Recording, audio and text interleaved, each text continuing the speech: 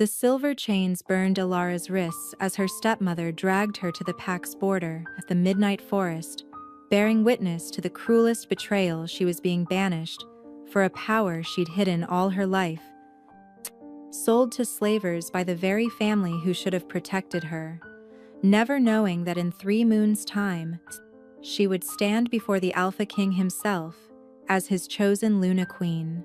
Please, Vivienne, I'll never use my abilities again. I swear on my mother's grave. Alara's voice cracked as she stumbled over gnarled roots, her bare feet bleeding from the harsh forest floor. Her stepmother's laugh was cold as winter frost. Your mother's grave?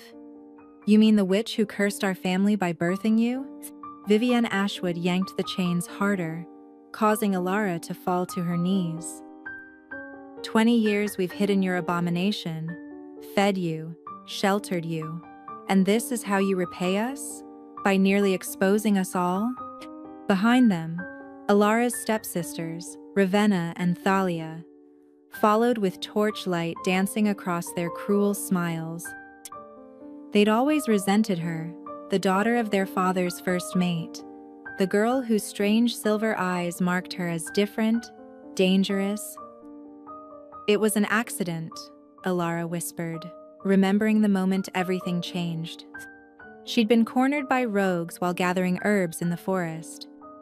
In her terror, her carefully suppressed gift had exploded outward, silver light erupting from her palms, sending the attackers flying.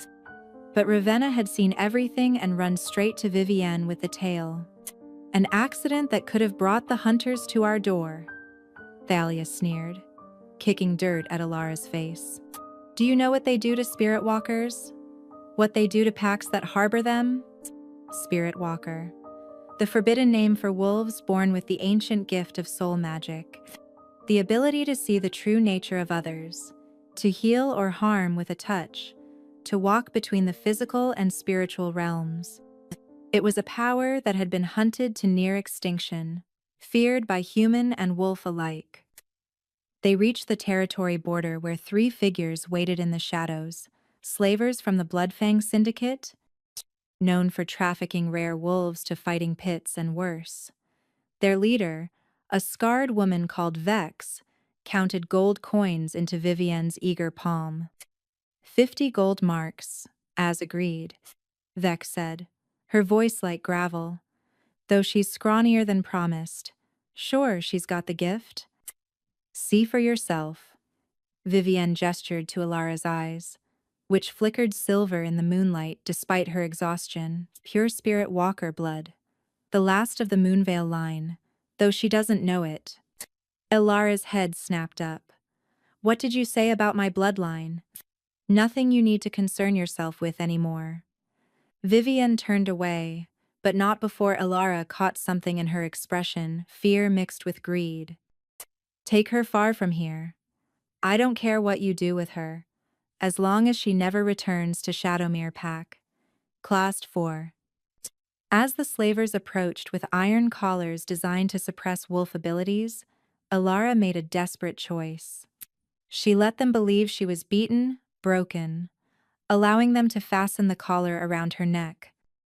But deep inside, she pulled her power into the tiniest spark, hiding it so deeply that even she could barely sense it. One more thing, Vivienne called out as the slavers prepared to leave. His inquiry about unusual wolves in our territory makes sure she disappears completely. If the Alpha King's scouts come asking questions, she never existed. The Alpha King. Even in her despair, Alara felt a flutter of curiosity.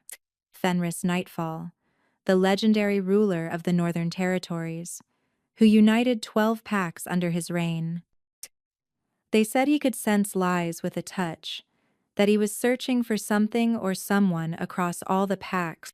As the slaver's wagon rolled away into the night, Alara looked back one last time at the only home she'd ever known.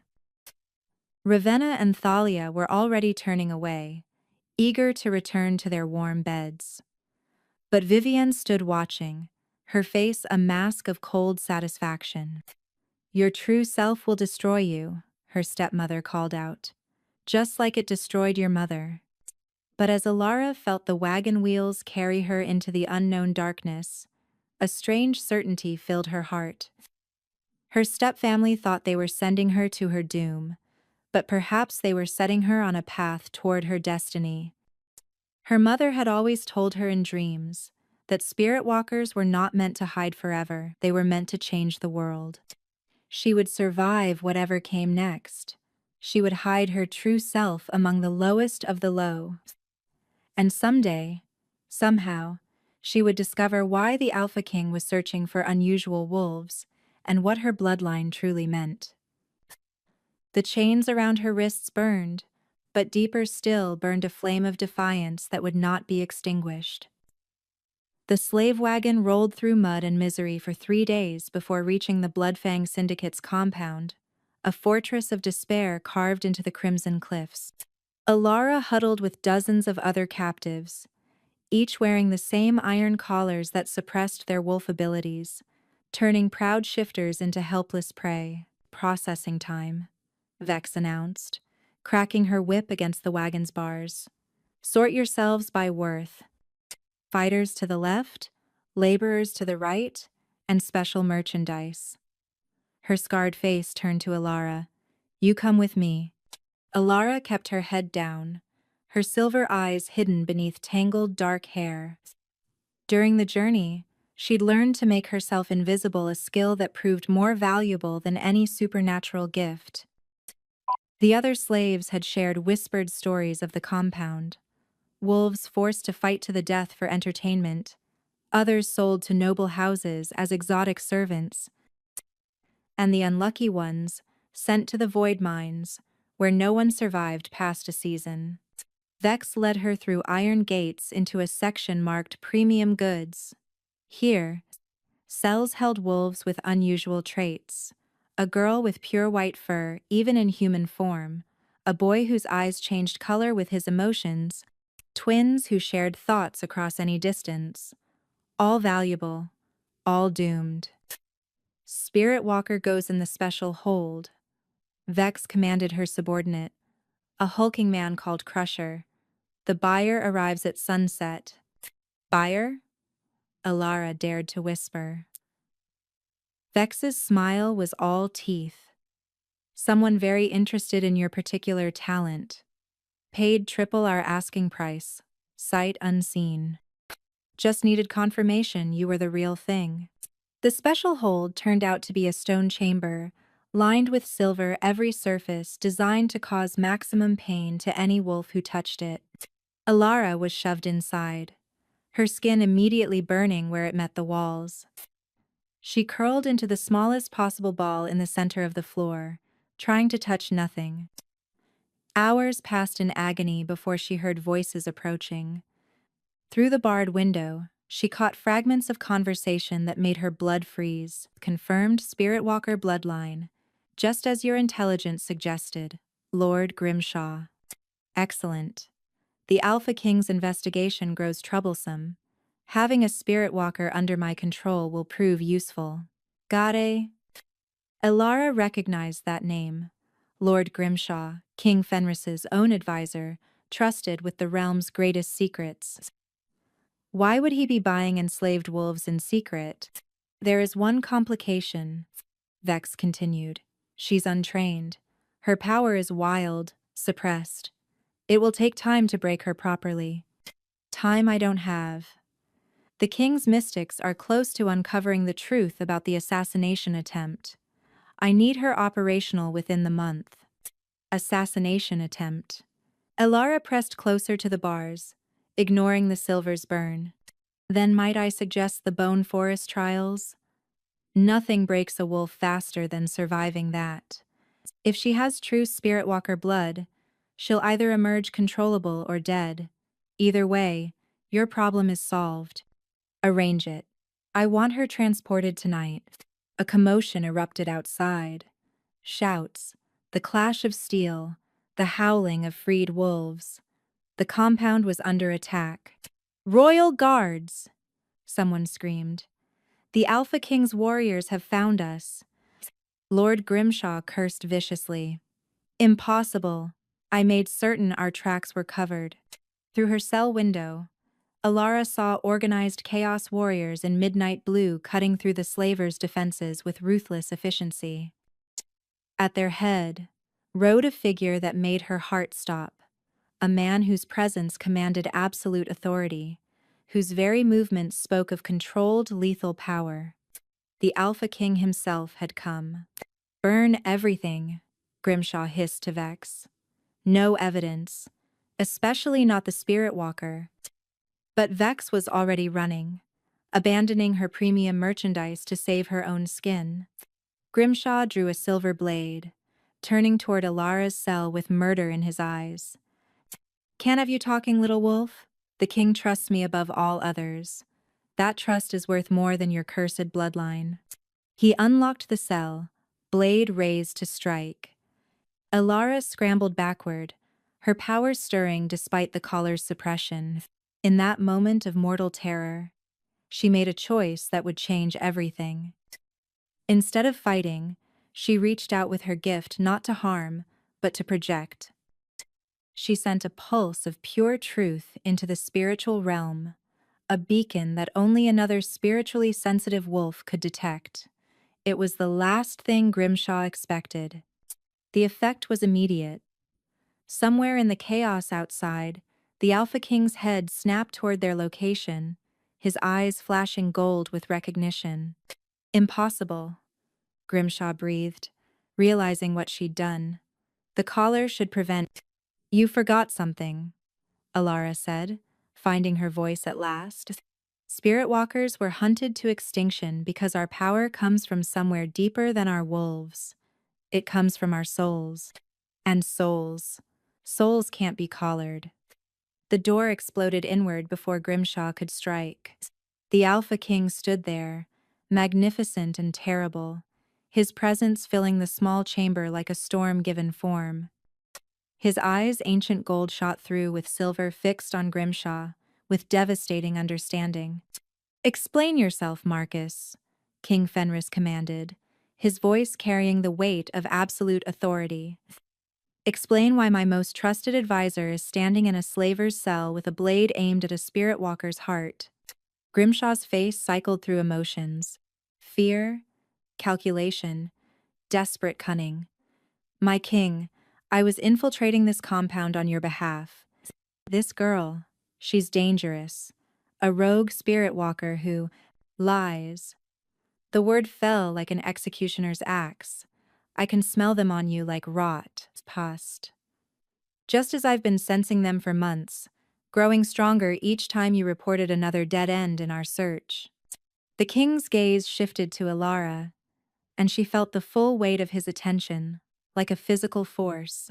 But beneath the power, she sensed something else, recognition, as if he'd been searching for her specifically without knowing her face. What's your name, little wolf? Alara, she whispered. Alara Moonvale. Something flashed in the king's eyes. Moonvale. Of course. Preshie. The bloodline I've been seeking, hidden in plain sight. He turned back to Grimshaw. Take him. He'll answer for his betrayal before the council.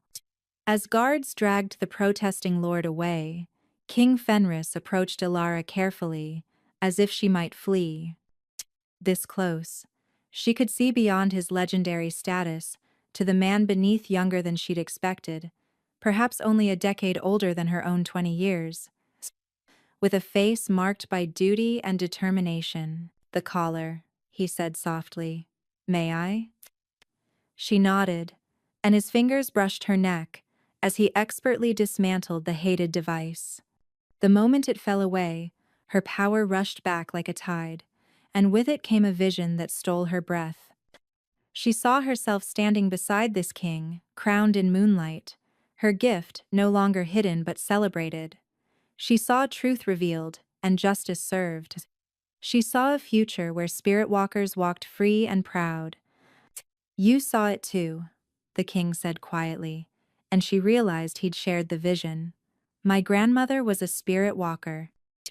Before she died, she spoke of a prophecy, a lost daughter of Moonvale, who would help restore the balance between our kinds. I've been searching for you for 3 years. Most werewolf stories began with power and dominance. I'm nobody, Alara protested. Just an orphan with a dangerous gift. No. His voice carried absolute certainty. You're the key to everything. And if you're willing, I have a proposition that could change both our fates. As he helped her from the silver-lined cell, Alara realized her stepfamily's betrayal hadn't been her ending. It had been her beginning. The chains were gone, but the choice before her was no less binding. She could run, hide her gift once more, try to disappear into obscurity, or she could take the hand of the Alpha King and step into a destiny she'd never imagined. In the distance, wolves howled their freedom as the compound burned, and Alara made her choice. The royal palace of Nightfall stood like a mountain carved from midnight marble and moonstone, its spires piercing the clouds above the ancient city of Lumenheart.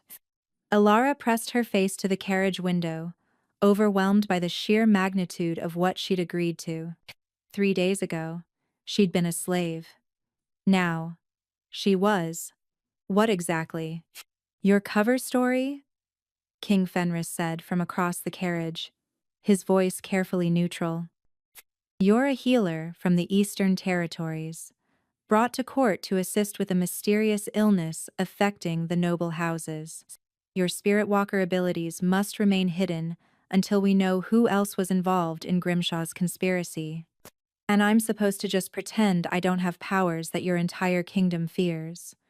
For now, his golden eyes held hers. There are those at court who would see you dead simply for what you are. Grimshaw wasn't working alone. The carriage rolled through gates that thrummed with ancient protection magic, and Alara felt her gift respond, recognizing power far older than the kingdom itself. Guards in midnight blue saluted as they passed, but she caught the way their eyes lingered on her simple traveling clothes, the questions already forming. Inside the palace, the opulence was suffocating. Crystal chandeliers cast rainbow fragments across marble floors polished to mirror perfection. Tapestries depicting the royal bloodline's victories covered walls that seemed to breathe with accumulated power. Courtiers glided through the halls like jeweled predators, their whispered conversations stopping whenever the king passed. Your Majesty, a woman materialized from the shadows, her beauty as sharp as a blade. We weren't expecting you back so soon. And, with a guest, Lady Seraphina. The king's tone could have frozen flame. This is Alara Ashfall, the healer I spoke of. She'll be staying in the Moonrise Tower. Seraphina's pale eyes dissected Alara with surgical precision. The Moonrise Tower? How unusual.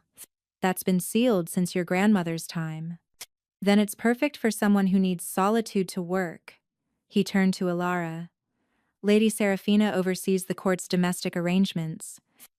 She'll ensure you have everything you need. Aft. The dismissal was clear, but Seraphina lingered. The Council of Lords is convening tonight. They're concerned about Lord Grimshaw's sudden arrest. Questions are being asked. Then they can ask them tonight. Now, if you'll excuse us, Seraphina's curtsy was perfect, but Alara caught the flash of calculation in her eyes before she glided away. That one would be trouble. The Moonrise Tower stood apart from the main palace, connected by a single bridge that spanned a chasm filled with mist.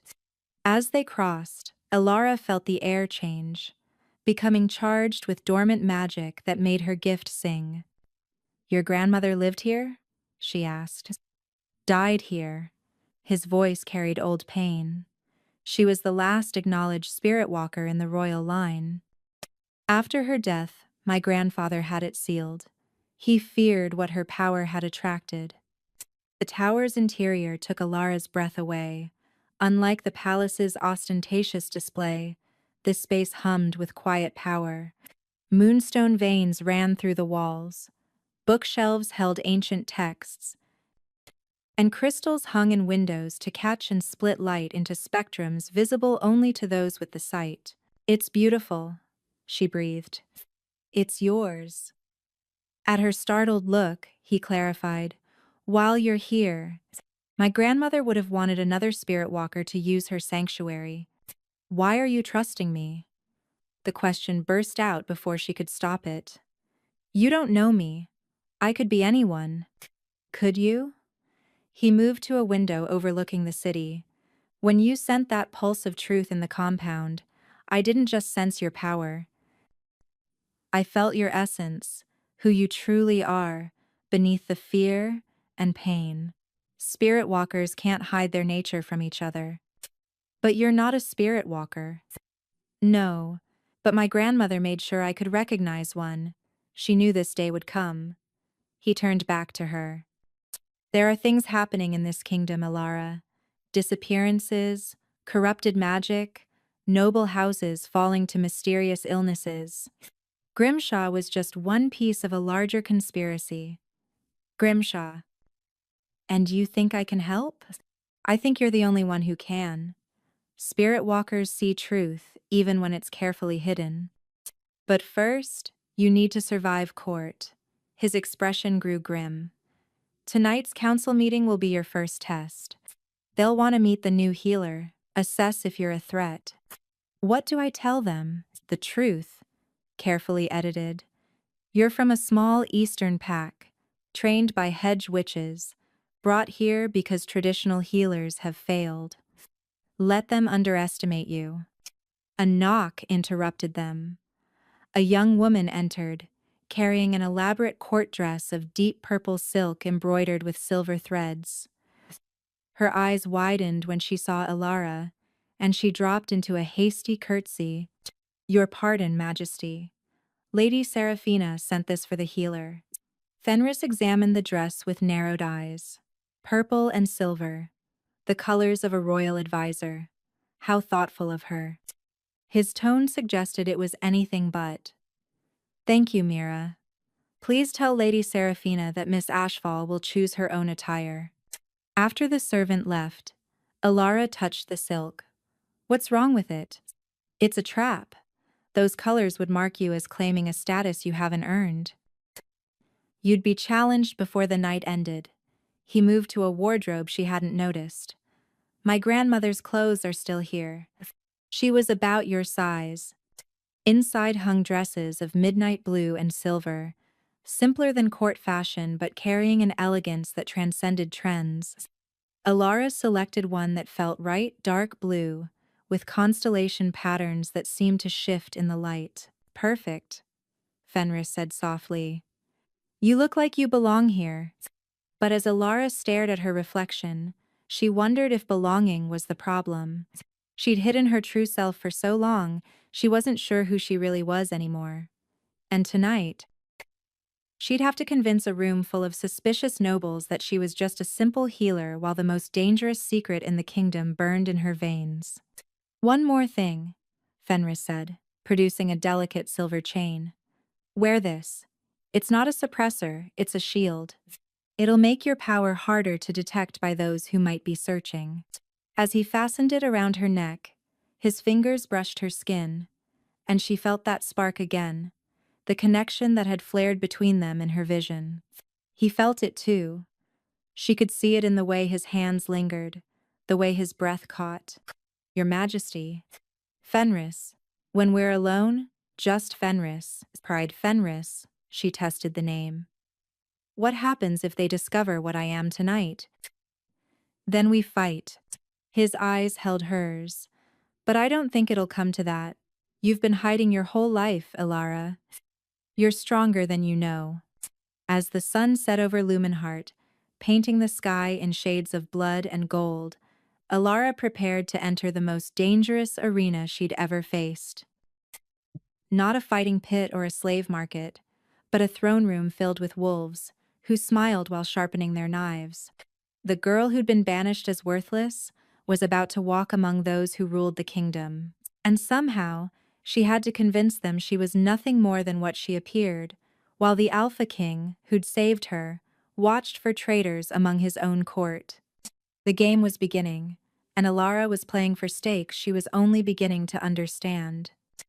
The council chamber reeked of ambition and fear, masked by expensive perfumes. 13 of the most powerful nobles in the kingdom sat around a crescent-shaped table, their eyes tracking Alara like predators sizing up prey. She stood in the center of their scrutiny, fighting every instinct that screamed at her to run.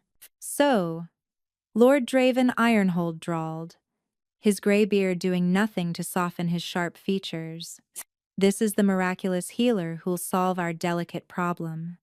"Miss Ashfall comes highly recommended," King Fenris said from his throne, his tone deceptively mild. "The Eastern Territories have different approaches to healing that might succeed where our methods have failed." "Different," Lady Seraphina echoed, her smile holding too many teeth. "How refreshing. Tell us, Miss Ashfall, what exactly makes your method so special?" Alara felt her power stir beneath the shield Fenris had given her, responding to the woman's barely veiled hostility. She forced it down, drawing on years of practice hiding from her stepfamily. "I study the connection between spirit and flesh, my lords and ladies. Often, illnesses that resist traditional healing have roots in spiritual imbalance." Spirit. Lord Wraith, youngest of the council at barely 30, leaned forward with interest. "You speak of souls and essence.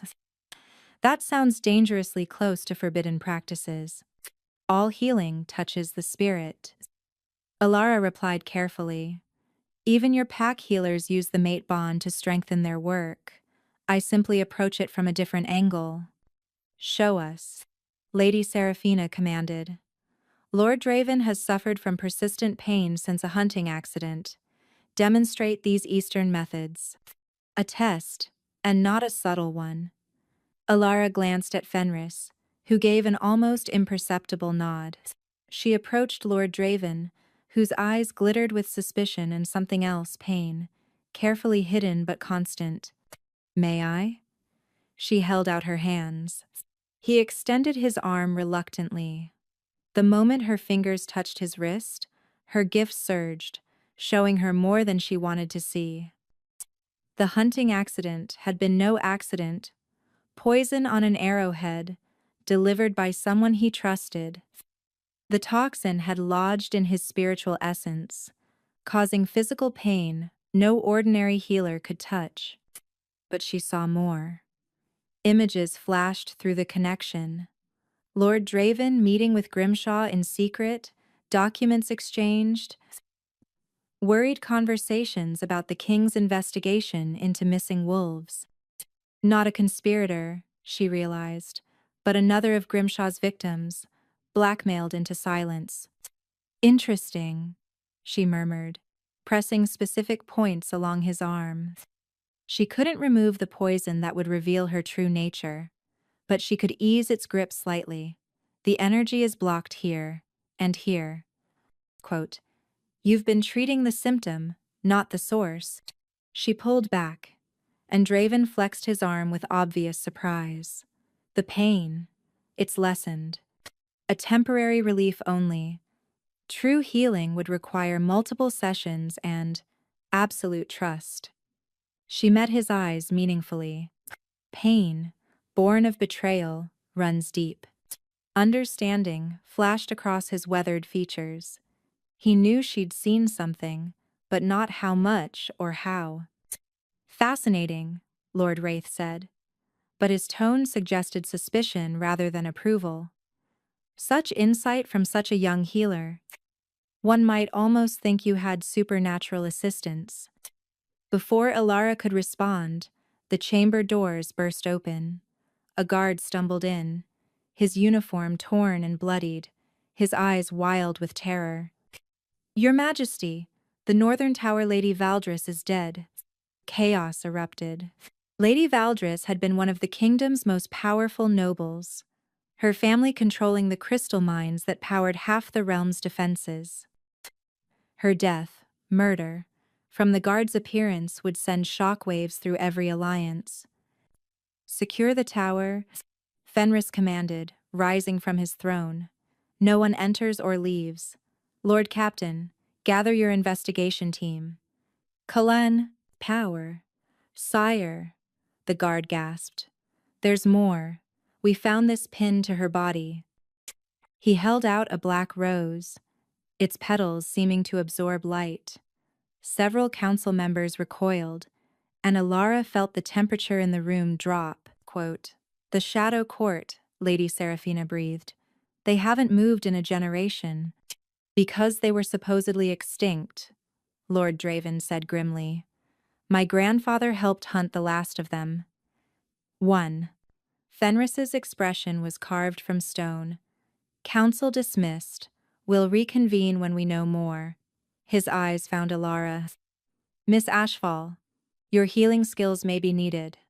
Come with me, Pract." They moved through corridors, now filled with armed guards and panicking courtiers. As they climbed the northern tower's spiral stairs, Fenris spoke quietly. The Shadow Court were Spirit Walker hunters from the old days. They believed supernatural gifts were a corruption to be purged. If they've truly returned, then I'm in danger. We're all in danger. But yes, you especially.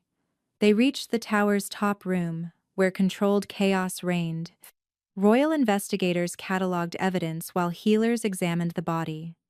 What Alara saw made her gift scream in recognition. Lady Valdris lay peacefully on her bed, no visible wounds, but her essence, her spirit had been ripped away, leaving only an empty shell. It was a death only a corrupted spirit walker could inflict. "Fenris," she whispered urgently. "This wasn't the Shadow Court." "What?" "Look with your inner sight. The spiritual signature, it's inverted. The Shadow Court were hunters, but this was done by one of us." A spirit walker turned dark. His eyes widened as he processed the implications. A rogue spirit walker, killing nobles while leaving Shadow Court calling cards. It was a perfect frame. Who would suspect the victims when everyone feared the hunters? "Your Majesty," Lord Captain Thorne approached. "We found something else. Lady Valdris's private study has been ransacked, her genealogy records specifically." "Genealogy?" Fenris frowned. "Why would—" He stopped, understanding dawning. She was investigating bloodlines, looking for something specific.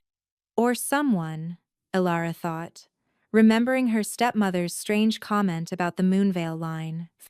How many nobles were secretly searching for hidden spirit walker descendants?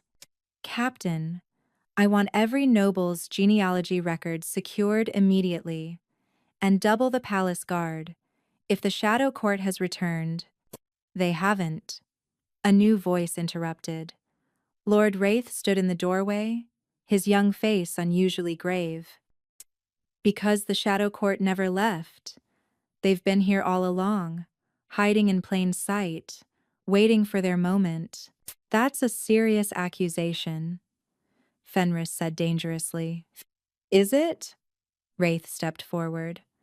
"Ask yourself, Your Majesty, how did Grimshaw hide his activities so long? Who helped him falsify reports? Who benefits most from spirit walkers being feared and hunted? Kine. You're suggesting members of my own council are Shadow Court?" "I'm suggesting," Wraith said carefully, "that your new healer might want to be very careful about revealing any unusual abilities. And that your Majesty might want to question why Lady Valdris was murdered the very night Miss Ashfall was presented to the council." The implication hung in the air like a blade. Someone had killed Lady Valdris to send a message. "We know what you are, and we're coming. Double her guard." Fenris ordered Captain Thorne. "The Moonrise Tower is to be warded with everything we have." As they descended the stairs, Alara's mind raced. A corrupted spirit walker, the Shadow Court infiltrating the nobility, and her own bloodline somehow at the center of it all. She'd thought hiding among servants was dangerous. This was like dancing on a sword's edge while blindfolded. There's something else, she told Fenris once they were alone. Lord Draven, he's not a conspirator, he's being blackmailed, poison in his system. Someone's using it as leverage. You saw all that from touching him? Pies. I see too much sometimes. She met his gaze. That's why my stepfamily feared me. Not just because I'm a spirit walker, but because I'm a truth seer. Lies unravel in my presence. Then you're even more valuable than I thought. His hand found hers, and in exponentially more danger. As night settled over the palace, Alara stood at her tower window, watching guards patrol the bridges and walls. Somewhere out there, a corrupted spirit walker was hunting nobles. The shadow court was moving in the darkness, and she was caught in the center. Her true nature, a secret that could save the kingdom, or see her burned as a witch. The game had changed. Now she wasn't just hiding from those who feared her gift. She was being hunted by those who wanted to corrupt it. And the only person she could trust was a king whose own court was riddled with traitors. Tomorrow, she would have to face the council again, maintain her facade while a killer stalked the halls. But tonight, she pulled power into her core and began preparing for a different kind of war. Because if someone wanted the last truth seer of Moonvale, they would have to come through the Alpha King to get her. And something told her that was exactly what they were planning. The abandoned observatory beneath the palace had been forgotten by all but the oldest servants. Dust motes danced in shafts of moonlight, filtering through cracked glass as Alara descended the hidden stairs, following the cryptic note that had appeared under her door. Those who see truth are not alone. Midnight. Come alone. Trust the shadows. It could be a trap. Probably was a trap. But 3 more nobles had died in the past week, all with their spirits torn away, all leaving behind genealogy research that traced back centuries. The official investigation was stalled, the council paralyzed by suspicion, and Fenris growing more isolated as paranoia gripped the court. She needed allies, even dangerous ones. The observatory's main chamber took her breath away. Once. It had been magnificent, a domed ceiling painted with constellations, telescopes positioned to track celestial movements, charts mapping the intersection of earthly and spiritual realms. Now cobwebs draped everything like mourning veils. You came. Alara spun toward the voice, her hand going to the concealed blade at her hip. A figure emerged from the shadows, Lord Wraith, but not the polished courtier she knew. His fine clothes were replaced by practical leathers, his carefully styled hair hanging loose, and most shocking of all, his eyes glowed with soft silver light. You're a spirit walker, she breathed. Quarter blood only. He smiled ruefully. My great-grandmother's indiscretion with a traveling mystic. Not enough power to be useful, but enough to see what others miss. Like recognizing another of the blood, even through that impressive shield you wear. How many others know? About you? Currently, just me and whoever's hunting us. He gestured to the shadows. About them? Well, why don't you come out and introduce yourselves? More figures materialized from the darkness.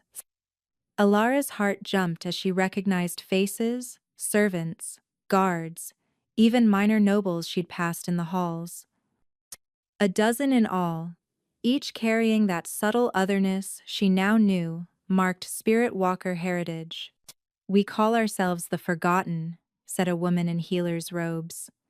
Those who carry the blood but lack the full gift. Too weak to be hunted during the purges, too different to ever truly belong. Mira? Alara recognized the servant who'd brought her the purple dress. You're one of them? The girl nodded shyly.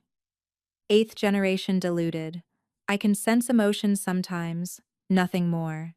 But Lady Helena here can dreamwalk, and Thomas can speak to plants, and Lord Wraith can see through illusions and sense bloodlines. Wraith finished. Useful talents when compiled, wouldn't you say? Why reveal yourselves to me, Potit? Because, said a gruff voice from the back, and Captain Thorne stepped into the light. We've been protecting each other for generations, waiting for a true spirit walker to return, someone with enough power to change things. Alara's mind reeled. The Lord Captain of the Royal Guard was one of them. How deep did this network run? We know who you really are. Helena, the Dreamwalker, said softly. Alara Moonveil, last of the Truth Seers. Your mother didn't die in childbirth like they told you. She was murdered by the Shadow Court, but not before she hid you with a family who owed her a debt. Quote, the Ashwoods knew? Your stepmother knew. She was your mother's friend once, before jealousy and fear poisoned her heart. Conceal. She was supposed to raise you as her own, train you properly. Instead, she treated me like a servant and sold me to slavers. Bitterness coated Alara's words. Some friend. Fear makes monsters of us all, Thorne said grimly. Which brings us to our current problem. The murders aren't random. Someone's hunting specific bloodlines, looking for something. Wraith produced a roll of documents. These are copies of what the victims were researching. Look at the pattern. Alara studied the genealogies, her gift stirring as she recognized the truth hidden in the bloodlines. They're all connected. Every victim had spirit walker ancestry, diluted but present. The killer's not just hunting randomly, they're following a specific line. The Moonveil line, Mira whispered. Your line. But why kill those with such diluted blood? Because, Alara said slowly, horrible understanding dawning. They're not looking for power. They're looking for something hidden in the bloodline itself. Some secret my ancestors buried in our very essence. Power, the Void Crown. Helena breathed. It's real. The others exchanged alarmed glances. Thorne cursed under his breath. What's the Void Crown? Alara demanded. Legend, Wraith said, but his tone suggested otherwise. Supposedly, the first spirit walkers created a weapon to protect themselves from those who would abuse their gifts. A crown that could strip power from the corrupted, imprison dark spirits, even seal tears between realms. But the power corrupted its guardians, and they hid it, encoding its location in their bloodlines. In the Moonveil bloodline specifically, Thorne added, your family were the crown's last guardians. If someone's trying to find it by tracing genealogies, they need me. Alara felt ice in her veins. The direct descendant. The murders are meant to flush me out, force me to reveal myself. Or, Helena said quietly, they're eliminating everyone else who might have pieces of the puzzle, leaving only you with the complete map. Footsteps echoed from above. Everyone tensed, hands going to weapons. Peace, called a familiar voice. It's only me. King Fenris descended the stairs, and Alara's heart sank. Had he followed her? Did he know about— Your Majesty, Thorne said calmly, saluting. You're early. You knew? Alara stared at Fenris. You knew about the Forgotten? Who do you think gave them this place to meet? He moved to stand beside her. My grandmother was many things, but subtle wasn't one of them. She made sure I knew about the network, made me swear to protect them. Then why the pretense? Why not tell me? Because I needed to know if you'd seek them out yourself, if you'd trust those society deemed lesser. His eyes held approval. A queen who stands only with the powerful isn't worthy of the crown. I'm not a queen, Alara protested. Not yet, Wraith said with a knowing smile. But we all see how His Majesty looks at you. More importantly, we see how you look at him. Heat flooded her cheeks, But before she could respond, Mira gasped. The stars! Above them, the painted constellations were moving, swirling into new patterns. The abandoned observatory was awakening, responding to the presence of so many spirit walker descendants. By the ancient laws, Helena whispered. It's true. The old magics recognize us. Light pooled in the center of the room, forming shapes, star maps, ley lines, paths of power that crisscrossed the kingdom. And at the center, pulsing like a heartbeat, was the palace itself, the Void Crown, Thorn said grimly. It's not lost. It's here, hidden somewhere in the palace itself. Which means, Fenris concluded, our killer isn't an outsider. There's someone with intimate knowledge of the palace, someone who's been searching from within. Someone on the council, Ilara said, certainty filling her. Someone who's been using their position to access records, manipulate investigations, and murder with impunity. Then we have work to do, Wraith said, determination replacing fear on the faces around them. The forgotten have stayed hidden long enough. If someone wants to resurrect the Shadow Court's mission, they'll find we're not as weak as they believe. What do you need from me? Ilara asked. Train us, Mira said eagerly. Teach us to use what little gift we have. Some of us have never even tried to develop our abilities. And help us find the crown before the killer does, Thorn added. Your truth seer abilities might be the key to unlocking the clues your ancestors left. Ilara looked around the room at these unlikely allies, servants and lords, guards and healers, all united by shared heritage and common danger. For the first time since her banishment, she felt the stirring of something that might have been hope. All right, she said, but we do this carefully. The killer's watching for any sign of spirit walker activity. We train in secret, investigate quietly, and trust no one outside this room. Agreed, Fenris said, and she felt the weight of his faith in her. The forgotten have hidden long enough. Time to remind the kingdom why spirit walkers were revered before they were feared.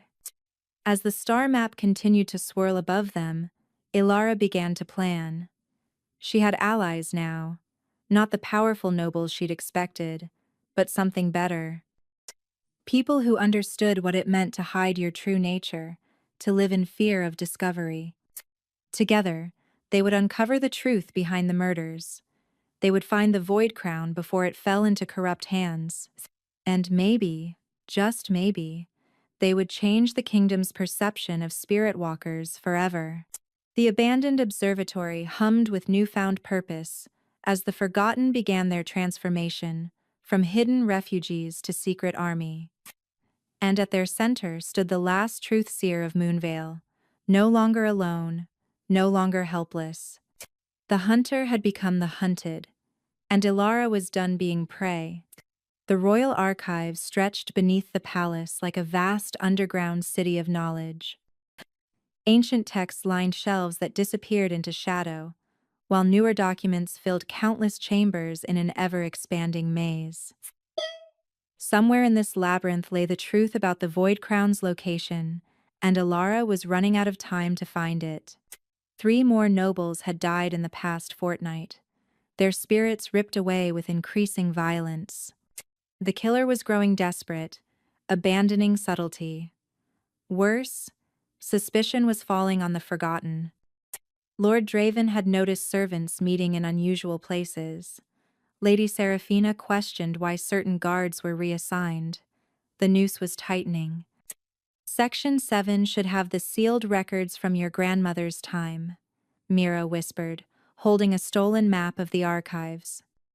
The young servant had proven invaluable, her emotional sensing, allowing her to navigate palace politics with surprising skill, powered. Guards change shift in 10 minutes. Captain Thorne added quietly. You'll have maybe an hour before the night archivists arrive. Ilara adjusted her hood, hiding her distinctive features. She wore the gray robes of a junior scribe, one of dozens who maintained the vast collection. And you're certain the true records are here? King Aldrich sealed them after Queen Celestia's death, Fenris confirmed. He stood apart from the others, tension radiating from his frame. Even I don't have unrestricted access. Whatever my grandmother knew about the Void Crown, she took steps to hide it. From her own family? Especially from her own family. His jaw tightened. She knew the crown's power would tempt even the best of us. Better to let it remain lost than risk corruption. But someone had already been corrupted. The spiritual signature at each murder scene grew darker, more twisted. Whoever was killing those of Spirit Walker blood was feeding on their essence, growing stronger with each death. I should go with you, Fenris said for the third time. A king sneaking through his own archives would draw attention. Alara replied gently. I can do this. Their eyes met, and she saw everything. He couldn't say aloud the fear of losing her, the weight of sending her into danger, while he remained behind.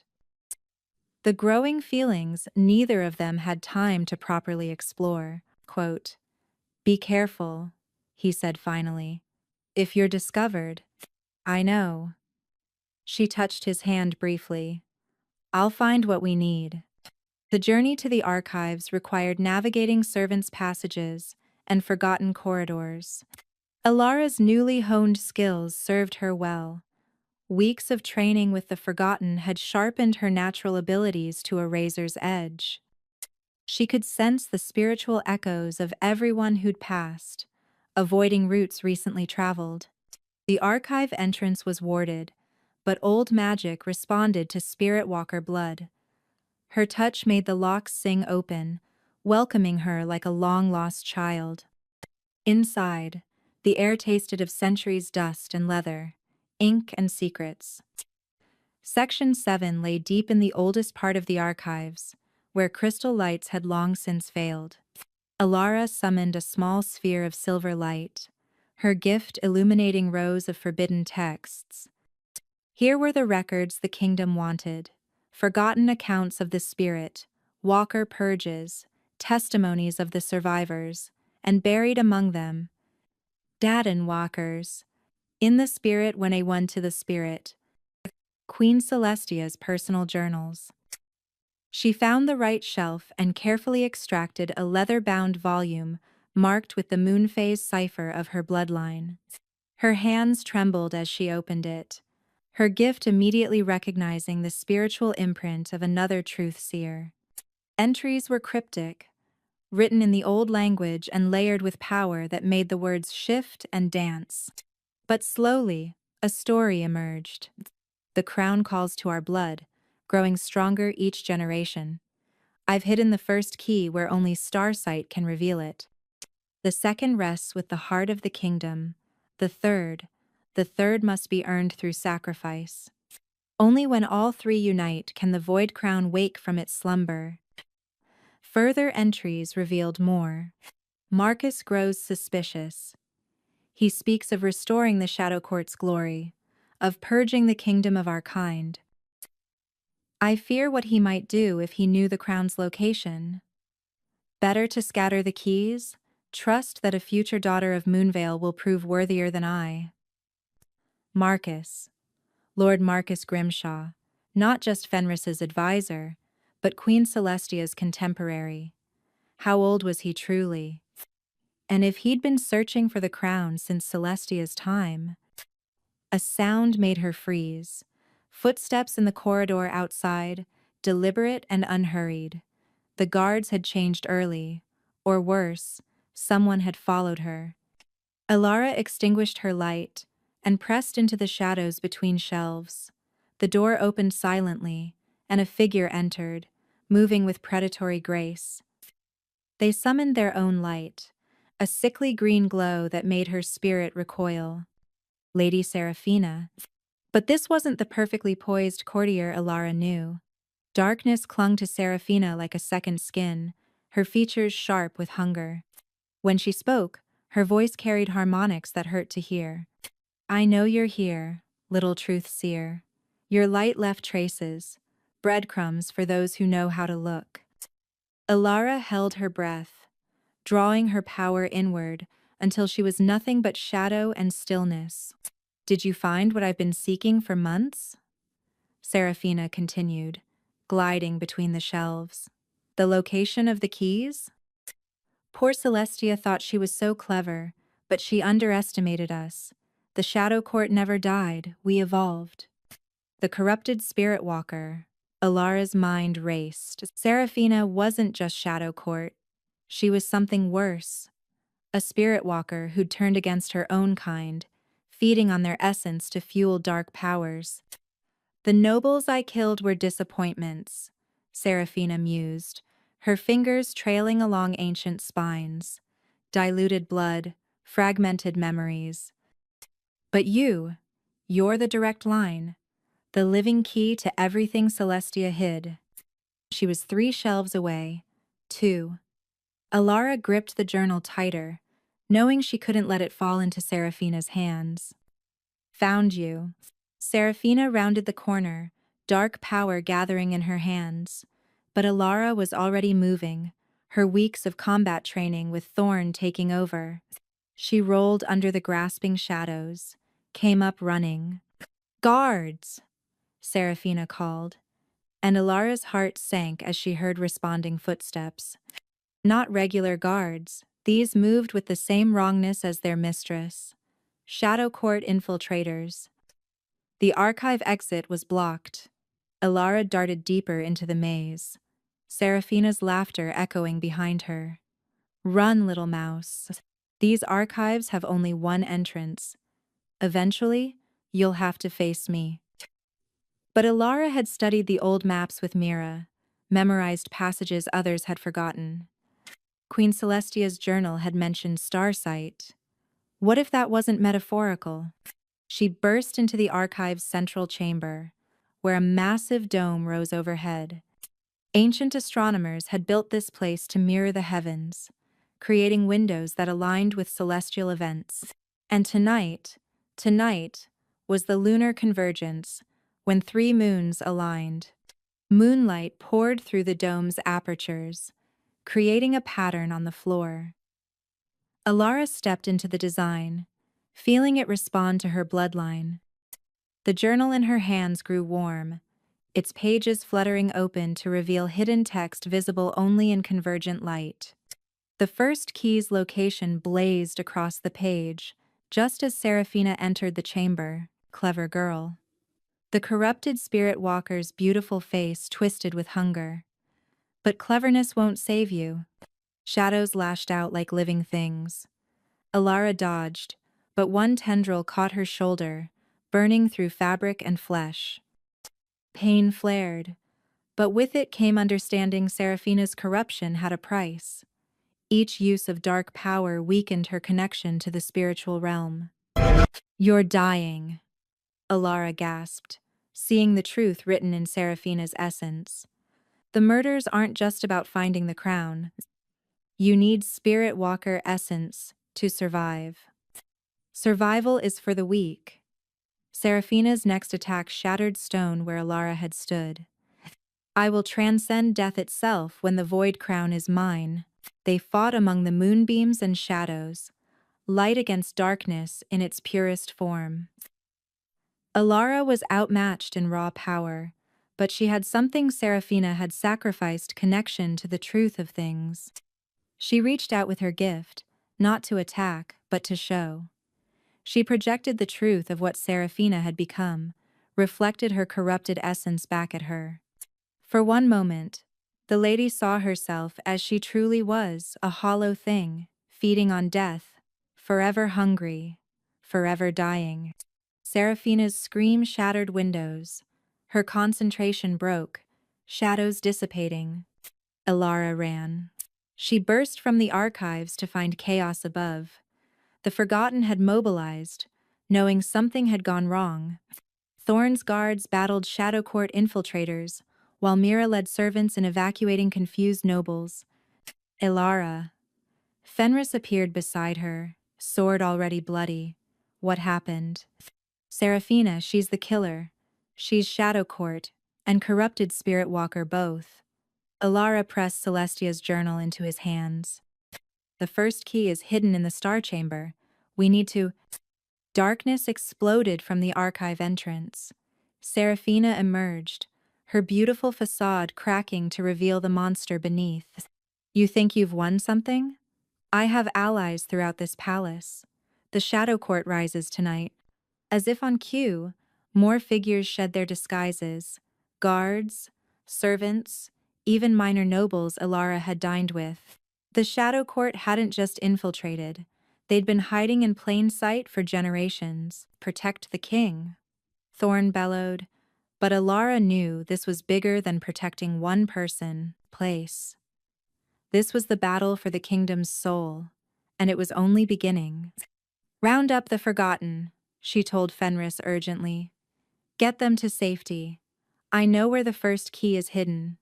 We're not separating. You're the king. They need you alive. She touched his face, memorizing it in case this was goodbye.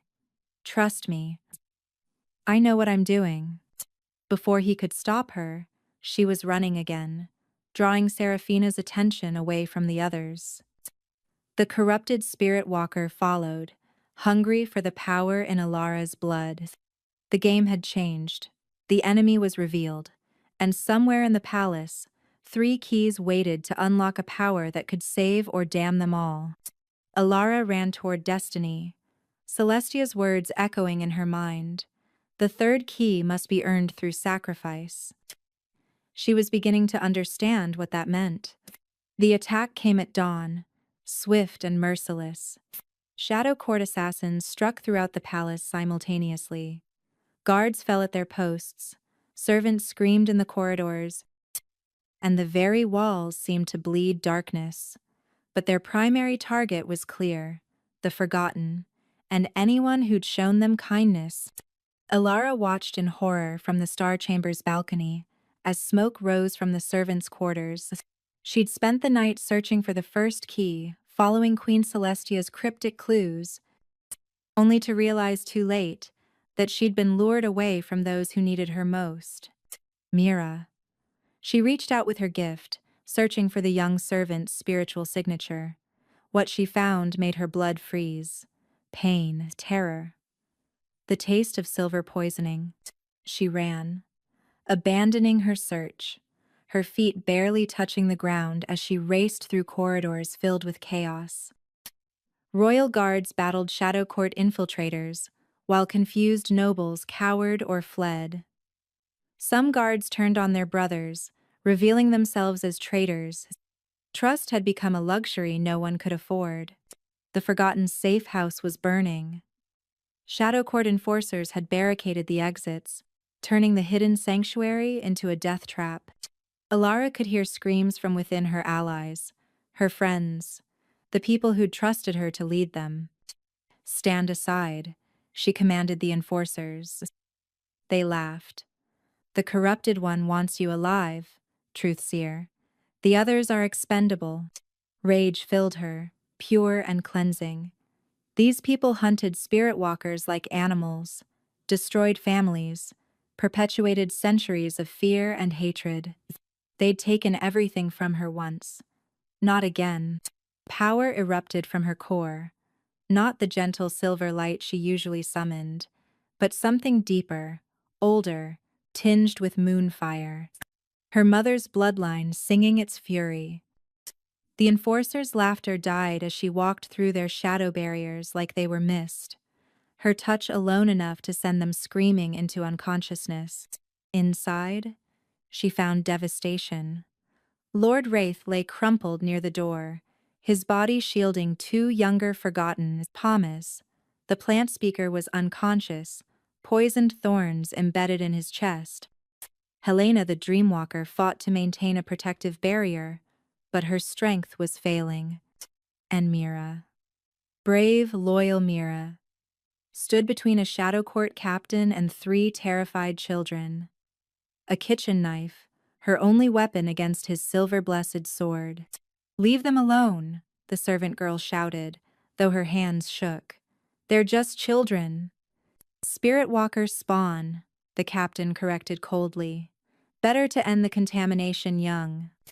He raised his blade, and time seemed to slow. Alara reached out desperately, but she was too far away, too late. The sword fell, but not on the children. Mira threw herself forward, taking the blade meant for innocence. Silver parted flesh and spirit alike, a mortal wound that no healing could touch. No. Alara's scream shattered every piece of glass in the building. Power poured from her, raw and uncontrolled. The Shadow Court captain disintegrated, his essence unraveling under the force of her rage. Others fled, but she barely noticed. She caught Mira as she fell, cradling the girl who'd been her first friend in this terrible place. Did I save them? Mira whispered, blood bubbling on her lips. Yes, Alara sobbed. You saved them all. Good. Mira's eyes, always so bright with curiosity, began to dim. Tell the king. Tell him we were brave. Tell him yourself, Alara begged, pouring healing energy into the wound. But silver poisoning was absolute, designed specifically to kill their kind. Please, Mira, stay with me. Can't. The girl managed to smile. But you can. Sense my emotions, right? One last time? Alara opened her gift fully, and what flooded through nearly broke her. Not fear or regret, but overwhelming pride, joy at having mattered, at being part of something greater. Love for the family she'd found among the forgotten, and faith. Absolute faith that Alara would make things right. Change the world? Mira breathed. For all of us who couldn't. The light faded from her eyes. Around them, the forgotten wept for one of their own, a servant girl who died a hero. Alara. Lord Wraith limped over, one arm hanging useless. We need to move. They'll be back with reinforcements.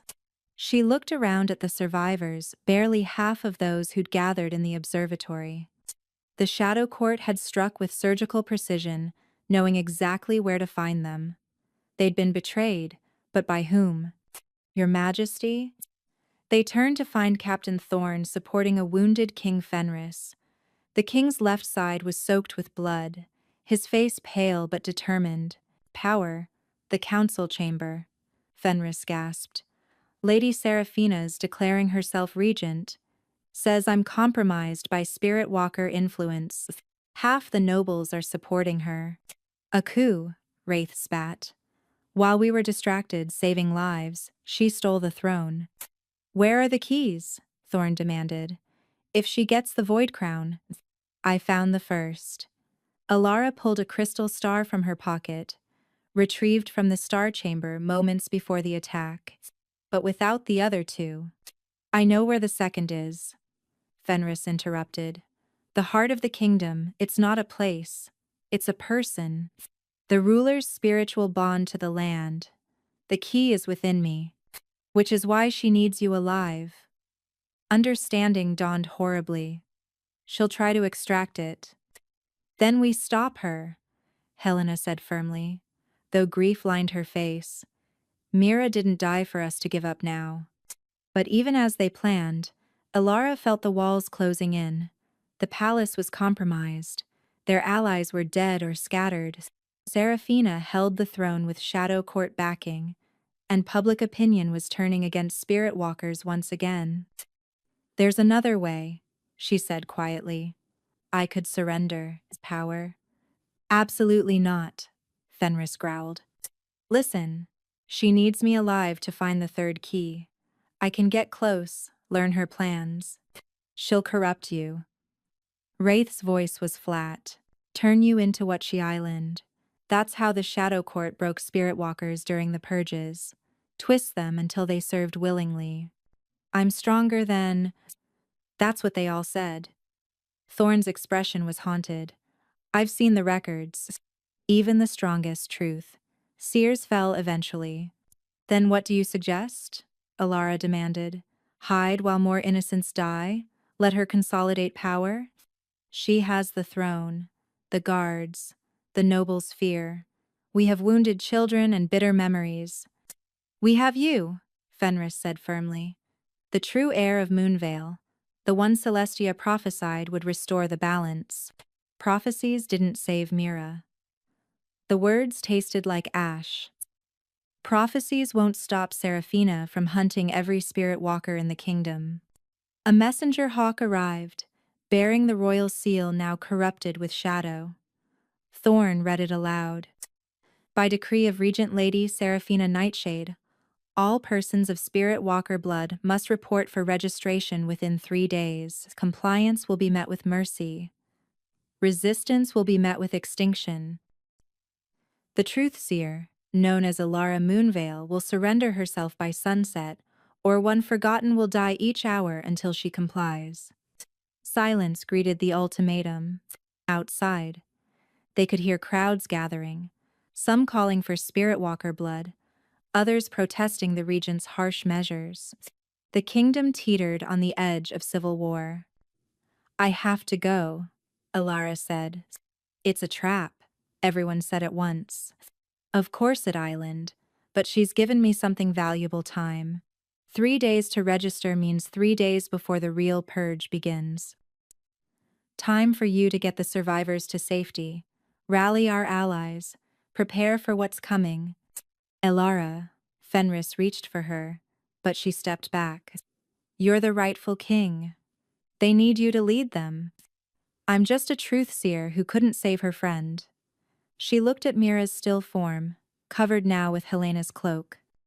Sure. But maybe I can save the rest.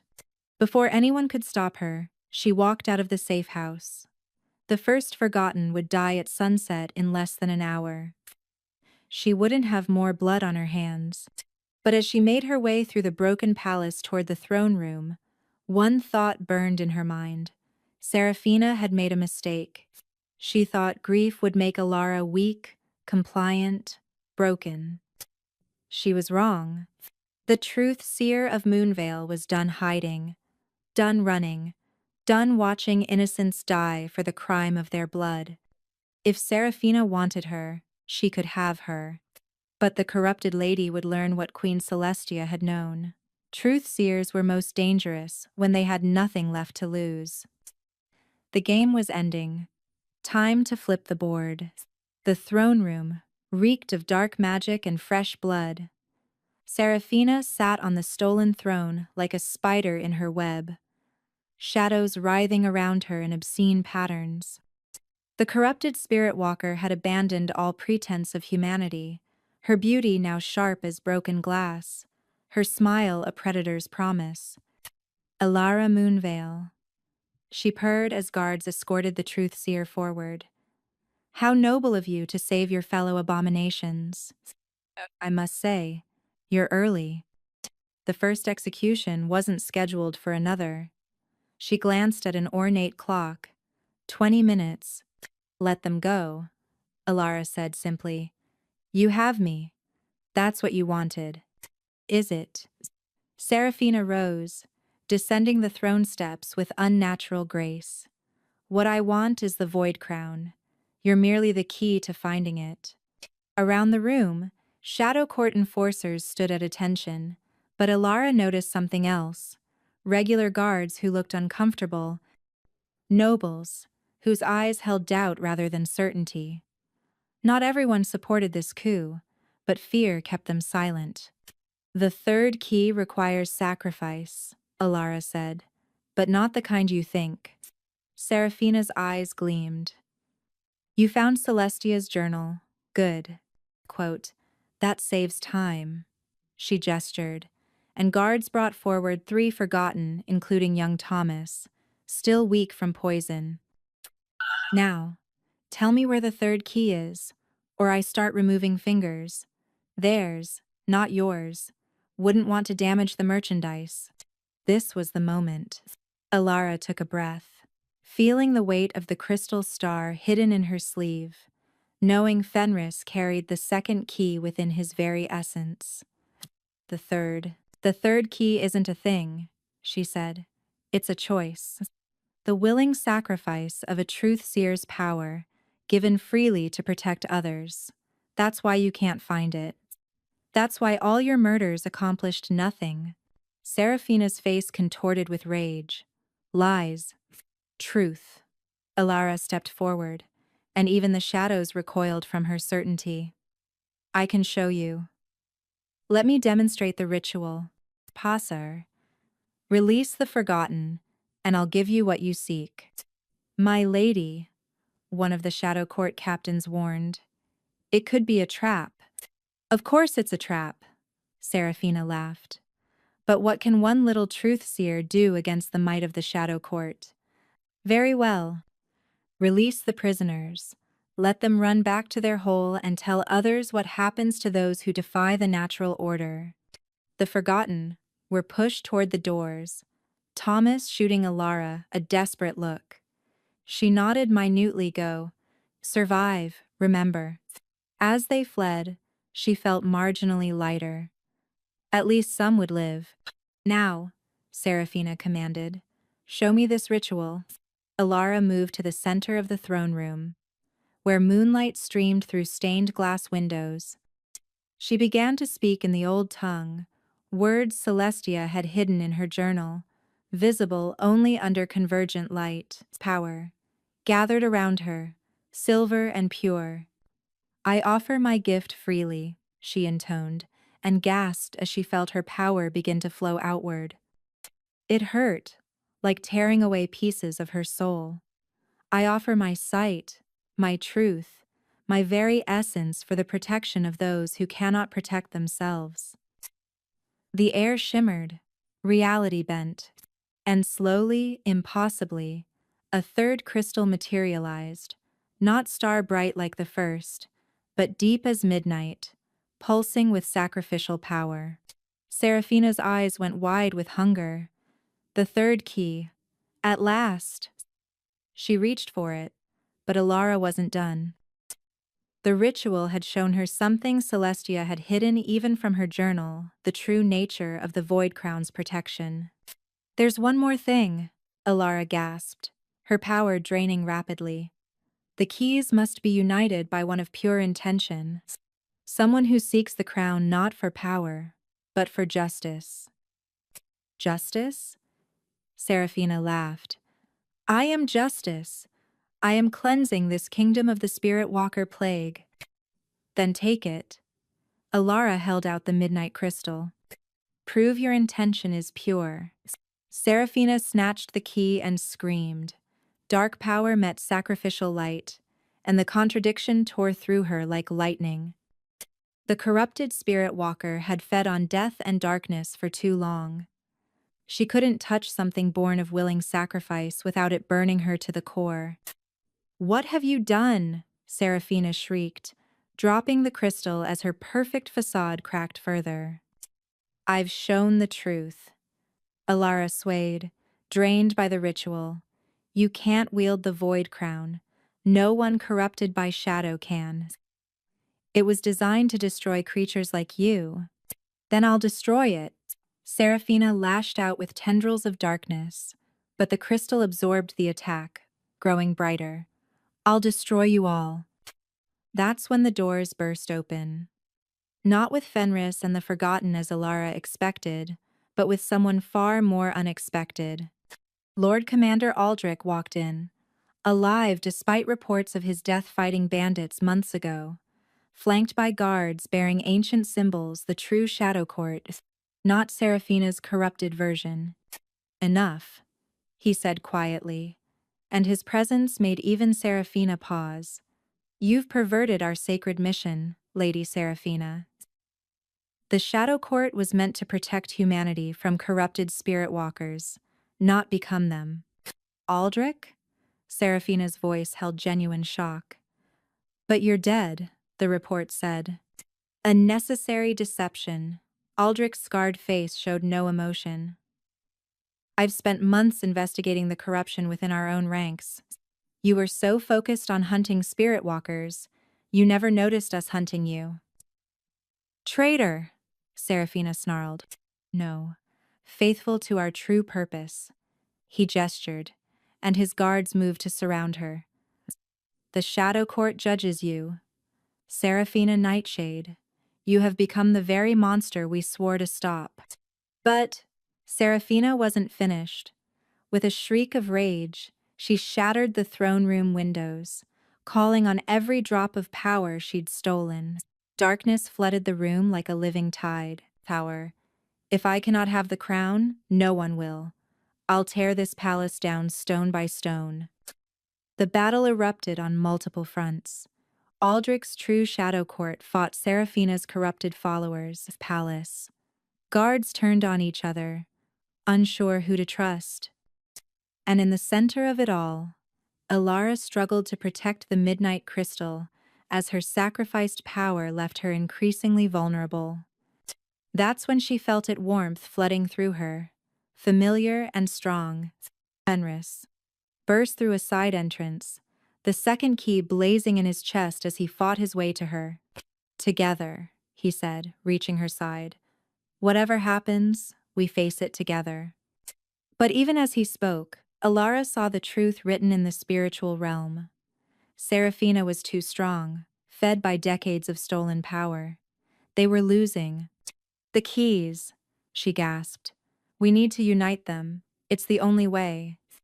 But you said only someone of pure intention. Quote, I know what I said. She met his eyes. Do you trust me? With everything. She pulled out the star crystal, and he pressed his hand to his chest, drawing out the second key, a sphere of golden light that pulsed with the heartbeat of the kingdom. Two keys in hand, she reached for the third. No! Seraphina realized what they were doing. Passus. The crown is mine by right. I've sacrificed everything for it, power. That's the difference between us, Alara said softly. You sacrificed others, I sacrificed myself. But she brought the three keys together. Light exploded through the throne room, not harsh but cleansing, washing away shadows and lies alike. The void crown materialized, not a crown of metal and gems, but a circlet of pure starlight that settled on Alara's brow with the weight of destiny. Power flooded through her, but not the corrupting force Seraphina had sought. This was clarity, understanding, the ability to see all truths and judge with perfect balance. Through the crown's sight, she saw everything, every lie, every hidden truth, every secret in every heart, including the most shocking truth of all. Fenris, she breathed, new knowledge flooding her mind. Your grandmother. She didn't just hide the crown. She bound it to the royal line. You're not just carrying the second key, you're part Spirit Walker. Celestia was your grandmother on both sides. The royal family has been hiding Spirit Walker blood for generations. The revelation rippled through the room. Nobles gasped. Guards stared. Even Aldrich looked stunned. That's impossible, someone shouted. The royal family led the purges, Prithers. To hide their own nature, Alara said, the crown showing her centuries of deception, problems. They feared what would happen if the truth emerged, so they became the greatest persecutors to avoid suspicion. Lies. Seraphina made one last desperate attack, pouring all her stolen power into a spear of pure darkness aimed at Alara's heart. But the Void Crown's purpose was absolute. It absorbed the attack, then reflected it back transformed. Not darkness, but revealing light that showed Seraphina the truth of what she'd become, a hollow shell of hunger and hatred, forever empty, forever dying. The corrupted Spirit Walker's scream shattered what remained of the windows as the light unmade her, unraveling the dark power she'd woven into her very being. In seconds, only ash remained. Silence fell over the throne room. Then, slowly, Commander Aldrich knelt. The Shadow Court acknowledges the authority of the Void Crown, he said formally, and begs forgiveness for centuries of misguided persecution. Others began to kneel guards, nobles, even those who'd supported Seraphina moments before. But Alara barely noticed. The crown's power was overwhelming, showing her every truth in the kingdom simultaneously. She saw the hidden spirit walkers, the secret sympathizers, the complex web of fear and prejudice that had shaped generations. Elara? Fenris touched her arm, anchoring her to the present. Are you all right? I can see everything, she whispered. Every truth, every lie. How did your grandmother bear this? She didn't, he said gently. That's why she hid it. But you're stronger than she was. Power? You sacrificed your power willingly, proved yourself worthy. The crown chose you. I never wanted to be chosen. The best rulers never do. As dawn broke over the palace, illuminating the devastation and hope in equal measure, Alara understood the true weight of what had happened. She'd gained the power to reshape the kingdom, to reveal all truths and heal ancient wounds. But first, she had to decide what to do with the greatest truth of all, that the royal family itself carried the blood they'd taught others to fear. Change was coming to Lumenhart, and it would start with the truth. The Great Assembly had not convened in 50 years, but the kingdom's crisis demanded nothing less. Representatives from every noble house, every major guild, and every pack territory filled the ancient amphitheater.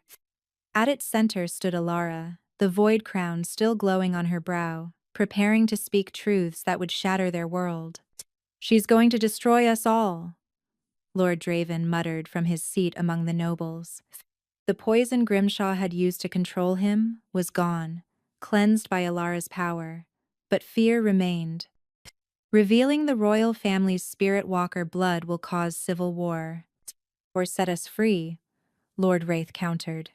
He sat with the other revealed, forgotten, no longer hiding his silver-touched eyes. Secrets are chains, truth breaks them. Fenris stood beside the ancient speaker's stone, his presence commanding even without the crown. He'd insisted Alara take center stage, she who'd earned the right through sacrifice, not birth. But their joined hands showed the kingdom something new. Partnership, not hierarchy. People of Lumenhart, Alara began, her voice carrying to every corner through the crown's power. For centuries, we've lived in fear. Fear of difference, fear of power, fear of truth itself. Today, that ends. She raised her hand, and the air shimmered. Images formed, memories pulled from the spiritual realm, truths that couldn't be denied. Behold the first truth. Spirit walkers were never your enemy. We were your protectors, your healers, your guides between realms. Until fear twisted that purpose into something dark. The images showed the ancient days, spirit walkers and ordinary wolves working in harmony, building the kingdom together.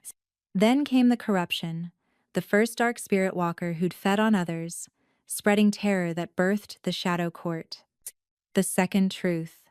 The purges began not from hatred, but from love corrupted by fear. King Aldrich watched his sister consumed by a corrupted spirit walker. In his grief, he couldn't see that we were victims too. He painted us all with the same brush, and generations paid the price. In his cresses, Wes, his cresses says, his cresses, enders. Gasps echoed as she showed Aldrich's memories, the young king weeping over his sister's drained body, swearing vengeance on all who carried the gift. The road to genocide paved with good intentions. The third truth, Alara continued, steel entering her voice. The royal family carries spirit walker blood. Kings and queens who ordered our deaths shared our heritage. They hid behind cruelty to mask their own nature. The amphitheater erupted. Nobles shouted accusations. Pack representatives demanded proof. Some called for Fenris's immediate abdication. Silence. The command rang with the Void Crown's authority, and every voice stilled. You want proof? Then see. She projected Fenris's bloodline, generations of hidden spirit walkers, carefully breeding to dilute the gift while maintaining royal power. The spiritual signatures were undeniable, written in the very essence of their beings. I stand before you as your king, Fenris said, stepping forward, and I am what you've been taught to fear. My grandmother was a full spirit walker. My mother carried the gift. I've hidden it all my life, terrified of your hatred. No more. No more. He let his power flow freely for the first time. Golden light emanated from him, not the silver of most spirit walkers, but the warm gold of the heart key, marking him as something unique. I am the bridge, he declared. Neither fully human nor fully spirit walker, but both, as are many of you. The void crown pulsed, and Alara saw the truth ripple through the crowd. 1 in 10 carried diluted spirit walker blood. 1 in 20 had enough to manifest minor gifts. They'd been hiding among themselves, fearing their neighbors, never knowing how many shared their secret. This is madness. A voice rose from the noble section. Lord Aldwin, whose family had profited from confiscated spirit walker lands. You cannot overturn centuries of law and tradition because of some magical crown. Then let us speak of law, Alara said, her voice carrying infinite patience and steel. By ancient law, the Void Crown's bearer speaks absolute truth. By that same law, truth supersedes all lesser claims. Challenge me if you dare, Lord Aldwin, but know that the crown will reveal every truth you've hidden. Aldwin paled, sitting quickly. Others shifted nervously, suddenly aware that their own secrets were vulnerable. But we need not rule through fear, Alara continued, softening her tone. I propose something different, a new covenant between all peoples of this land. She gestured, and Captain Thorne stepped forward, carrying documents. These are the Restoration Edicts. They dissolve the laws criminalizing spirit walker blood. They return confiscated lands. They establish healing centers where gifts can be trained safely. They create the Unity Guard, spirit walkers, and ordinary wolves working together as equals. And who will lead this new order? Someone called. You with your all-seeing crown? Another tyrant promising benevolence?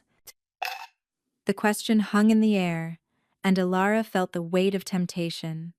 The crown showed her how easy it would be one command, and they'd all kneel. She could reshape the kingdom in a day, force peace through absolute authority. Instead, she reached up and removed the void crown.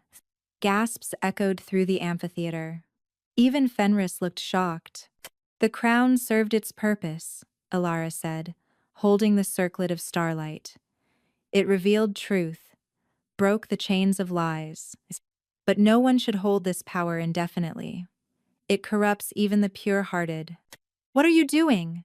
Lord Wraith stood, alarm clear on his face. Without the crown's authority. Without the crown, I'm asking instead of commanding. I'm trusting instead of compelling. She turned to address the assembly. The truth is spoken.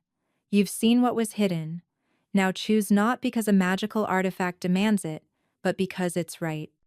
She set the crown on the speaker's stone. I propose the crown be sealed again, but differently this time. Let it remain here, in the heart of our democracy, to be used only when the kingdom faces deception too deep for ordinary means. Let 12 guardians, 6 spirit walkers, 6 ordinary wolves keep watch, ensuring it's never abused. And the kingship? Lord Draven asked. Do we maintain a monarchy built on lies? Fenris stepped forward. I offer to abdicate if the assembly wishes, but I prefer another path transformation. Let the king serve not as absolute ruler but as mediator between communities. Let power flow from the people up, not from the throne down. Pretty words. A pack representative snarled. But what of justice? My family died in the purges. My lands were stolen. My children hide their gifts in terror. Words won't restore the dead. Alara faced the wolf's pain directly. No, they won't. Nothing can. But we can ensure it never happens again. Purse. We can build a kingdom where your surviving children walk free. We can honor the dead by protecting the living. How? The wolf's voice cracked. How do we forgive generations of murder? We don't, Alara said simply. Forgiveness isn't mine to grant or demand, but we can choose to stop the cycle. We can choose a future where my daughter and yours play together without fear. You have no daughter, someone pointed out. Not yet. She glanced at Fenris, saw answering warmth in his eyes. But when I do, I want her to grow up in a kingdom that won't hate her for her blood. Don't you want the same? The assembly erupted in debate. Some shouted for revolution, others for tradition.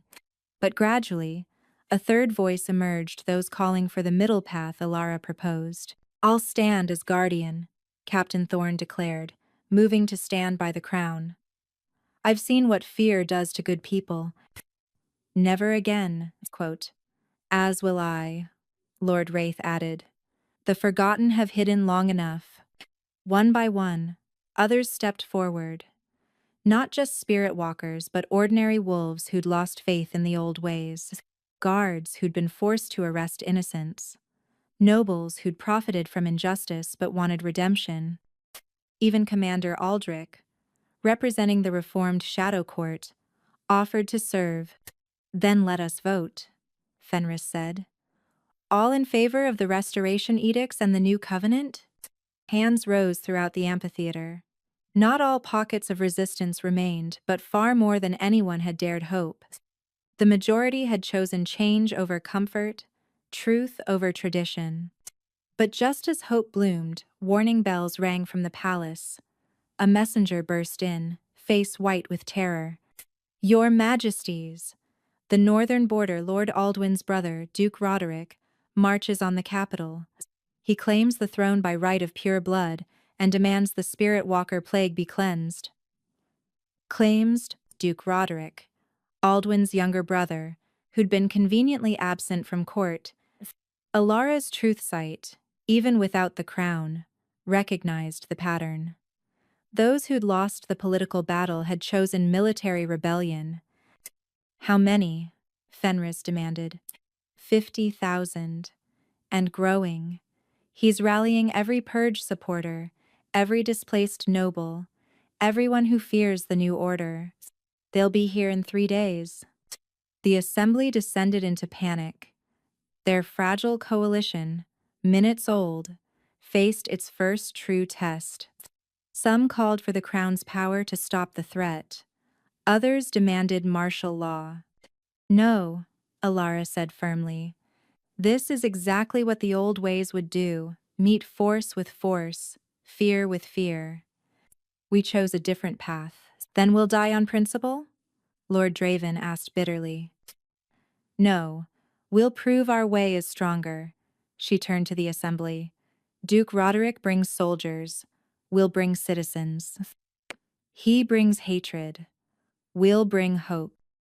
Every spirit walker who reveals themselves, every ordinary wolf who stands with them will show the kingdom which future we choose. You're asking people to make themselves targets, someone protested. I'm asking them to stop hiding. Alara's voice carried the weight of personal experience. I hid for 20 years. It saved my life but killed my soul. No more. I'll ride out to meet them, she declared. Not with armies but with truth. Anyone who wishes to join me, come. Anyone who wishes to hide, I understand. But know this tomorrow. We decide not just who rules, but who we are as a people. Unsai. The amphitheater fell silent, processing the magnitude of her proposal. Meet an army with open hands. Fight hatred with vulnerability. Risk everything on the belief that truth was stronger than fear. You're mad, Lord Aldwin said. They'll slaughter you, perhaps. But if we die showing the kingdom another way is possible, our deaths might save countless others. If we hide behind walls and weapons, we prove Roderick right that only force matters. Fenris took her hand.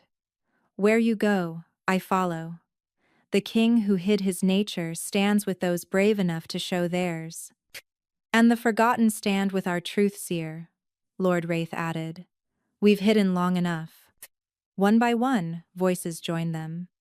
Not everyone fear ran too deep for universal courage, but enough. Enough to matter. Enough to hope. As the assembly dispersed to prepare for what might be their last stand, Alara felt the weight of what she'd chosen. She could have kept the crown, used its power to crush opposition. Instead, she'd chosen the harder path, proving that truth and courage could triumph without magical compulsion. 3 days until Duke Roderick's army arrived. 3 days to show the kingdom that spirit walkers and ordinary wolves could stand together. 3 days to prevent a civil war that would drown the land in blood. No pressure, she muttered. Fenris squeezed her hand. Having second thoughts? Always. But that's what makes us human, isn't it? The doubt, the choice to act despite fear? Then let's be gloriously, terrifyingly human together. As night fell over Lumenheart, Ilara prepared for the greatest gamble of her life. She'd sacrificed her power, refused the crown's authority, and now asked others to risk everything on an ideal. Tomorrow, they would march out to meet hatred with hope. And the kingdom would finally decide what mattered more, the comfort of old fears or the promise of new freedom. The sacrifice was made. Now came the test of whether it had been enough. Dawn broke blood red over the fields of reconciliation, where Duke Roderick's army faced the most unexpected force in the kingdom's history. 50,000 soldiers in battle formation confronted not another army, but a sea of citizens, spirit walkers and ordinary wolves standing together, armed only with truth and desperate courage. Alara stood at the front, no crown, no weapons, wearing simple clothes that bore the moon sign of her heritage. Beside her, Fenris had set aside royal regalia for the plain leathers of a common soldier. Behind them, thousands who'd answered the call, nobles beside servants, guards beside those they'd once arrested, children holding their parents' hands. Is this your army, pretender? Duke Roderick rode forward, his silver armor gleaming. He was everything Fenris, wasn't cruel where Fenris was kind, absolute where Fenris sought balance. Farmers and freaks, this is what you bring against steel and discipline? We bring something stronger, Alara replied, her voice carrying across the field through spiritcraft. Not magic, but the natural projection of truth. We bring the future. Roderick laughed. The future? I see only the past, spirit walkers thinking they can bewitch their way to power. But Silver doesn't care about your tricks. He raised his hand, and his front lines lifted crossbows loaded with silver bolts. The crowd behind Alara stirred, fear rippling through their ranks. This was the moment would they run, proving Roderick right, or stand, proving something greater. Before you fire, Alara said, look closely at your targets. Really look. She nodded to those behind her. One by one, spirit walkers began to glow not with aggression but with their true nature. Healers emanated soft green light. Seers shimmered with silver.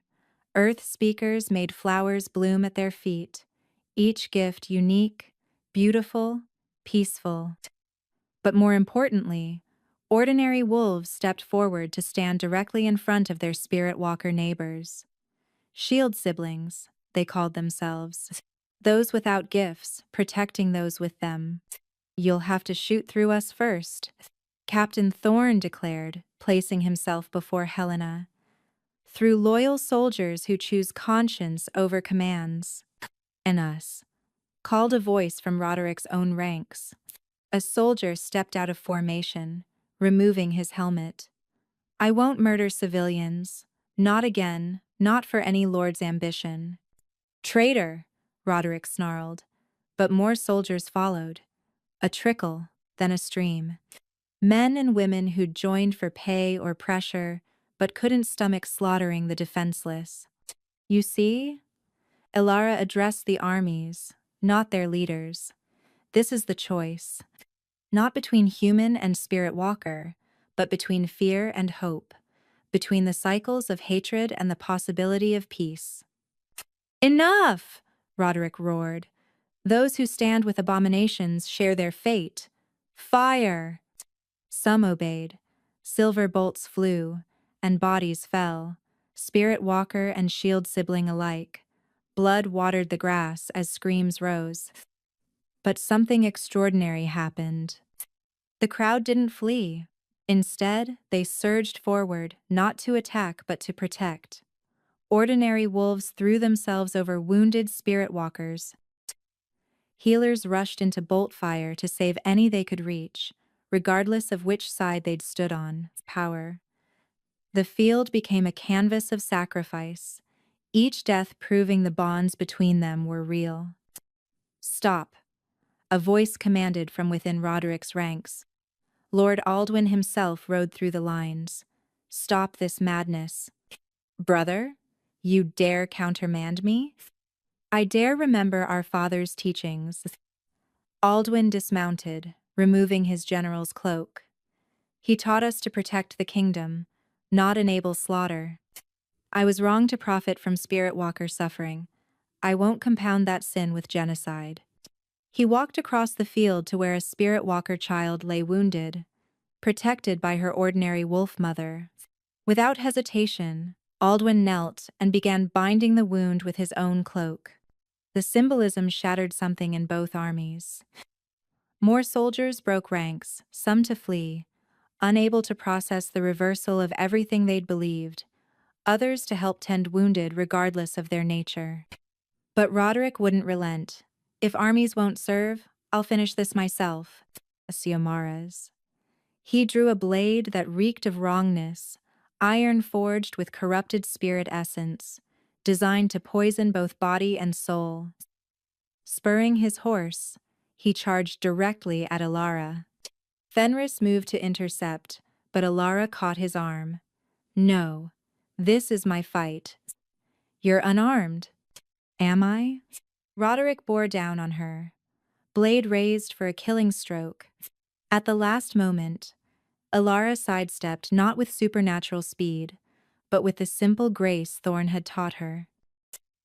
The blade whistled past, and Roderick's momentum carried him beyond her. 20 years I hid, she said as he wheeled for another charge. 20 years I was taught to be ashamed, afraid, less than human. But hiding didn't protect me. Fear didn't save me. Only truth did. Roderick charged again. This time she didn't dodge.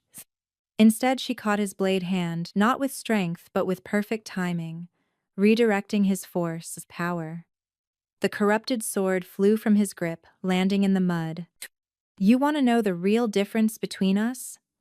She faced him as he dismounted, drawing a regular sword. You fight from fear. I fight from love. They danced across the bloodied grass. Roderick with decades of training. Elara with weeks but deeper purpose. Each time he struck to kill, she moved to disable. Each time he pressed with hatred, she responded with determination. Why won't you die? He snarled, frustration mounting as she continued to evade his increasingly wild attacks. Because I have something to live for. She gestured to the field around them, where former enemies worked together to save lives. Look what they're building. Look what you're trying to destroy. Corruption, weakness, strength, she corrected. The strength to change, to grow, to choose love over fear. The strength you never found. Roderick screamed and lunged, but his rage made him sloppy, and Elara had learned from the best. She flowed aside, and his own momentum sent him stumbling. Before he could recover, she struck not with a blade, but with her palm against his spiritual center. For one moment, she opened her gift fully and showed him the truth.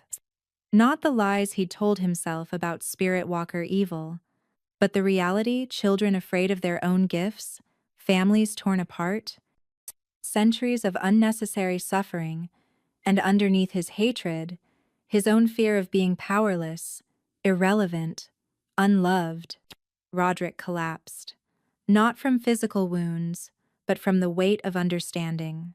Tears streamed down his face as he truly saw what he'd done, what he'd become. "Kill me," he whispered. "I've earned it." "No." Alara helped him stand. "You'll live. You'll remember. And maybe, someday, you'll help heal what you tried to destroy." Across the field, the battle had transformed into something else entirely. Soldiers from both sides worked together, saving who they could. Spirit walkers healed former enemies. Ordinary wolves defended former targets. The arbitrary lines that had divided them blurred beyond recognition. "The kingdom watches," Lord Wraith observed. He'd organized runners to carry word to every corner of the land. "By sunset, everyone will know what happened here." And they did. The Battle of Reconciliation. They'd call it not for the fighting, but for what came after. When faced with the choice between perpetuating violence or embracing compassion, enough chose compassion to matter. But the cost was real. Hundreds lay dead, martyrs to fear, and heroes of hope alike. As Alara moved among them, using what remained of her gift to ease passing and heal the salvageable, she felt each loss like a personal failure. "You can't save everyone," Fenris said gently, finding her cradling a young shield sibling who'd taken a bolt meant for a spirit walker child. "I know, but I'll mourn everyone I couldn't." She closed the girl's eyes. She was maybe 16, had her whole life ahead. And she chose how to spend it, protecting someone who needed it. That's not a waste, that's a legacy. As the sun set over the field, painting the sky in shades of hope and sorrow, something fundamental had shifted. The kingdom had seen spirit walkers die to protect ordinary wolves, and ordinary wolves die to protect spirit walkers. The lie of separation had been exposed. "What now?" Captain Thorne asked, approaching with a mixed group of former enemies now working as one unit. "Now we go home," Alara said. "We tend our wounded, we bury our dead, and we build the kingdom they died believing in. The nobles who fled won't accept this, neither will the hardline purists. Then we'll face them when they come. Power, but not with armies." She looked across the field where former enemies shared water, bound wounds, grieved together. "We'll face them with this proof that another way exists." As they prepared to return to Lumenheart, a young spirit walker approached nervously. She couldn't have been more than 12, her gift manifesting as tiny flowers that bloomed wherever she stepped. "Lady Alara? Will it really be different now? Will we really be safe?" Ilara knelt to the girl's level, seeing herself at that age afraid, alone, convinced her gift made her wrong. "I can't promise safety.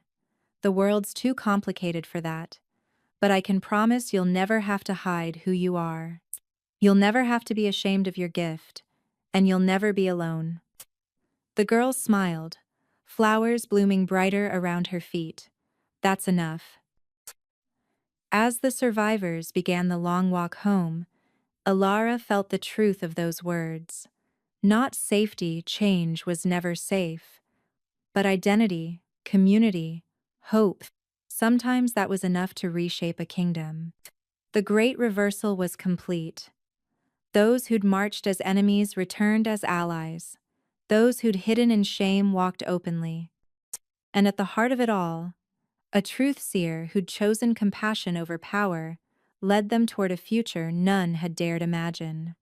The revolution hadn't come through force, but through radical vulnerability. And in showing their true selves, they'd shown the kingdom, its true face, not divided between human and spirit walker, but united in the choice between fear and love.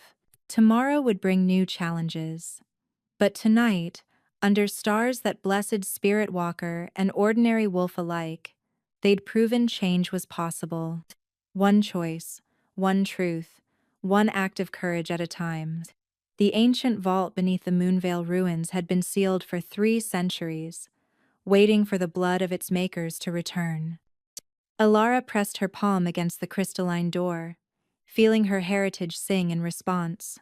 Behind her, Fenris and a small group of their most trusted allies watched as silver light spread from her touch, awakening protections older than the kingdom itself. "Your mother came here once," Elder Thessa said quietly. The old wolf had emerged from hiding after the Battle of Reconciliation, one of the few who remembered the time before the purges. "The night before she died. She was pregnant with you, desperate to understand why the Shadow Court wanted her bloodline erased." The door dissolved like morning mist, revealing a chamber that took Alara's breath away. The walls were living crystal, pulsing with stored memories. At the center stood a pool of liquid starlight, a scrying mirror created by the first truth seers to preserve knowledge across generations. "By the ancient powers," Lord Wraith whispered, "the repository of truth. I thought it was a legend. All legends have roots in truth." Alara approached the pool, her reflection wavering in its surface. "The question is, are we ready for what it might show?" 2 weeks had passed since the battle. The kingdom struggled to adjust to its new reality. Spirit walkers walking openly, the Unity Guard protecting all citizens equally, healing centers replacing execution grounds. But questions remained. Why had the persecution begun? What was special about the Moonvale line? And most pressingly, why were Spirit Walkers' gifts fading?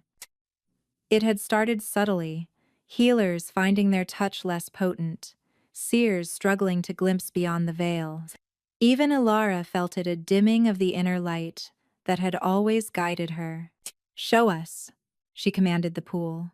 "Show us the truth of our heritage." The starlight swirled, and images rose from its depths.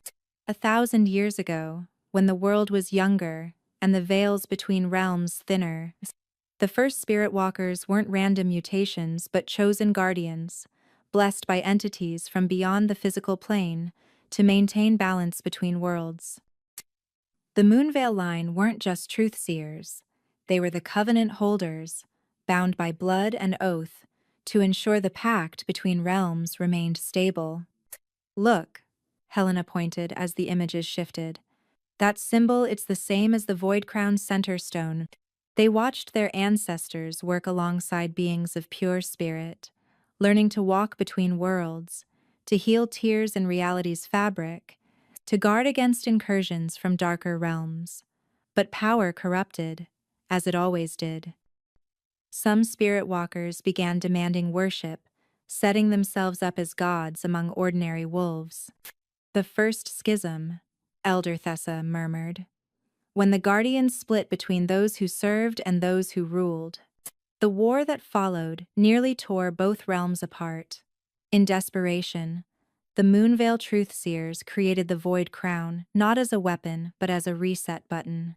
The corruption spread too far. If the balance tilted beyond recovery, the crown could sever the connection between realms entirely. Problem sever? Fenris caught the implications immediately. "You mean, cut spirit walkers off from the source of their power?" Alara finished, understanding flooding through her. Quote, "That's what's happening now. When I used the crown to stop Seraphina, I inadvertently began the severance.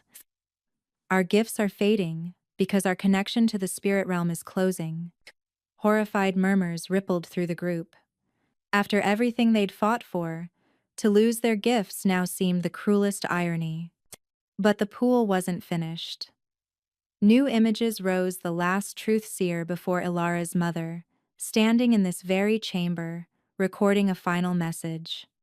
To my descendant who finds this, the severance is not a curse but a choice.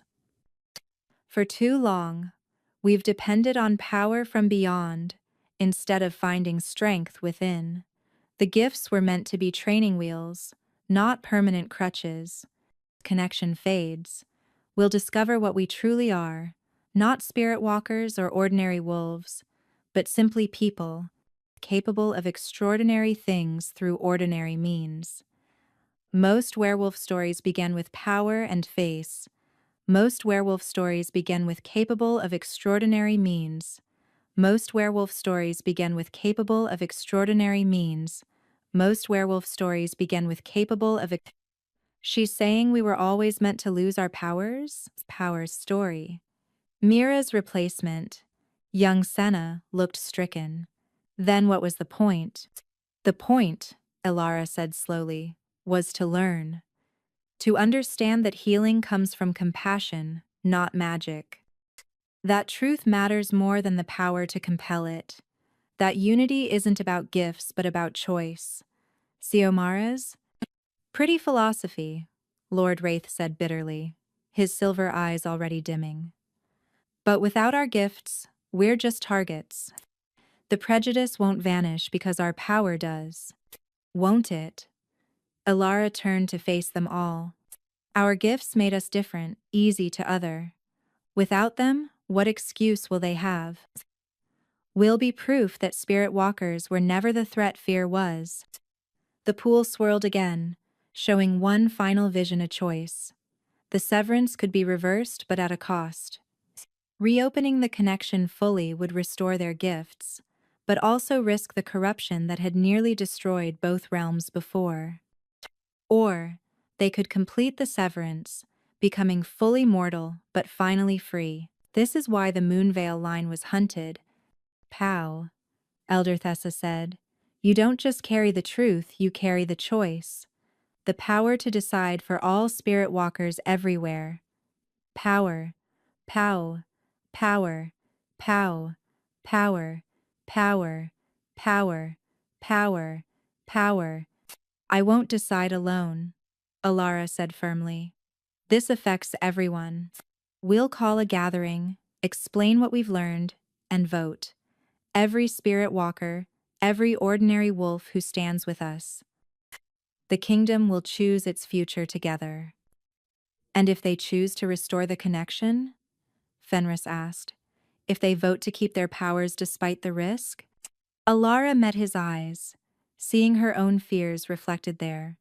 Then we'll face that future together. But they deserve to choose with full knowledge, not have the decision made for them.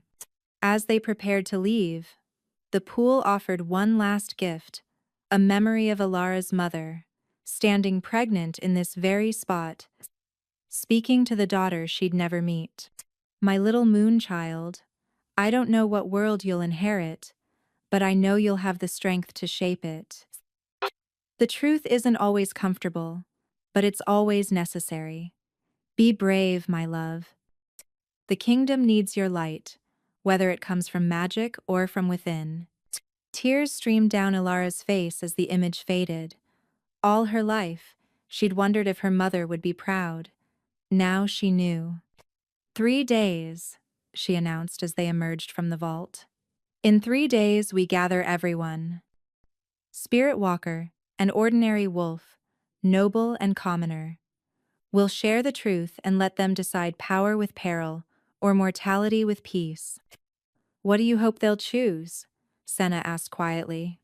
Ilara looked at her hands, hands that had channeled silver light, healed wounds, revealed truths. Soon, they might be merely human hands.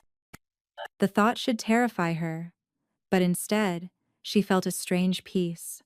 I hope they choose freedom, she said, whatever form it takes. As they returned to Lumenheart, word spread quickly. The truth seer had discovered their origins. The choice that would define their species awaited. Some panicked at the thought of losing their gifts. Others saw it as liberation from centuries of being marked as different. But in the palace that night, as Alara and Fenris stood on their balcony watching the city below, a different truth emerged. "You already know how the vote will go," he said.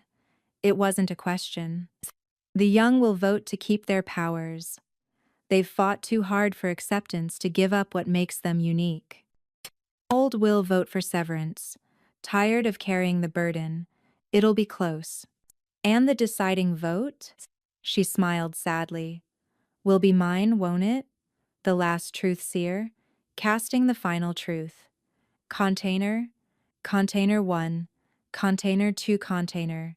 What will you choose?" Instead of answering directly, she took his hand. "Did you know that in all the visions, all the memories, I never saw a spirit walker and ordinary wolf have children together? The gifts don't mix. We've been separate species pretending at unity." Understanding dawned in his eyes. "But if the severance completes, we become one people, truly one. No more divisions, no more fear of what gifts a child might manifest." She touched her stomach gently. "Our children won't have to choose between their parents' worlds. NES. You're too early to be certain, but I feel the truth of it." She leaned into his warmth. "I want our child to grow up in a world where they're judged by their choices, not their blood. Don't you?" He pulled her close, and she felt his answer in the way he held her, protective, supportive, already loving a future that might never need the gifts they were about to lose. The die was cast. In 3 days, the kingdom would vote. But Alara already knew how the story would end, not with the triumph of power, but with the victory of possibility. The greatest magic, after all, was the courage to be merely human. And in that magic, everyone was equal. The grand convergence drew every soul in the kingdom who could walk, ride, or crawl to witness history.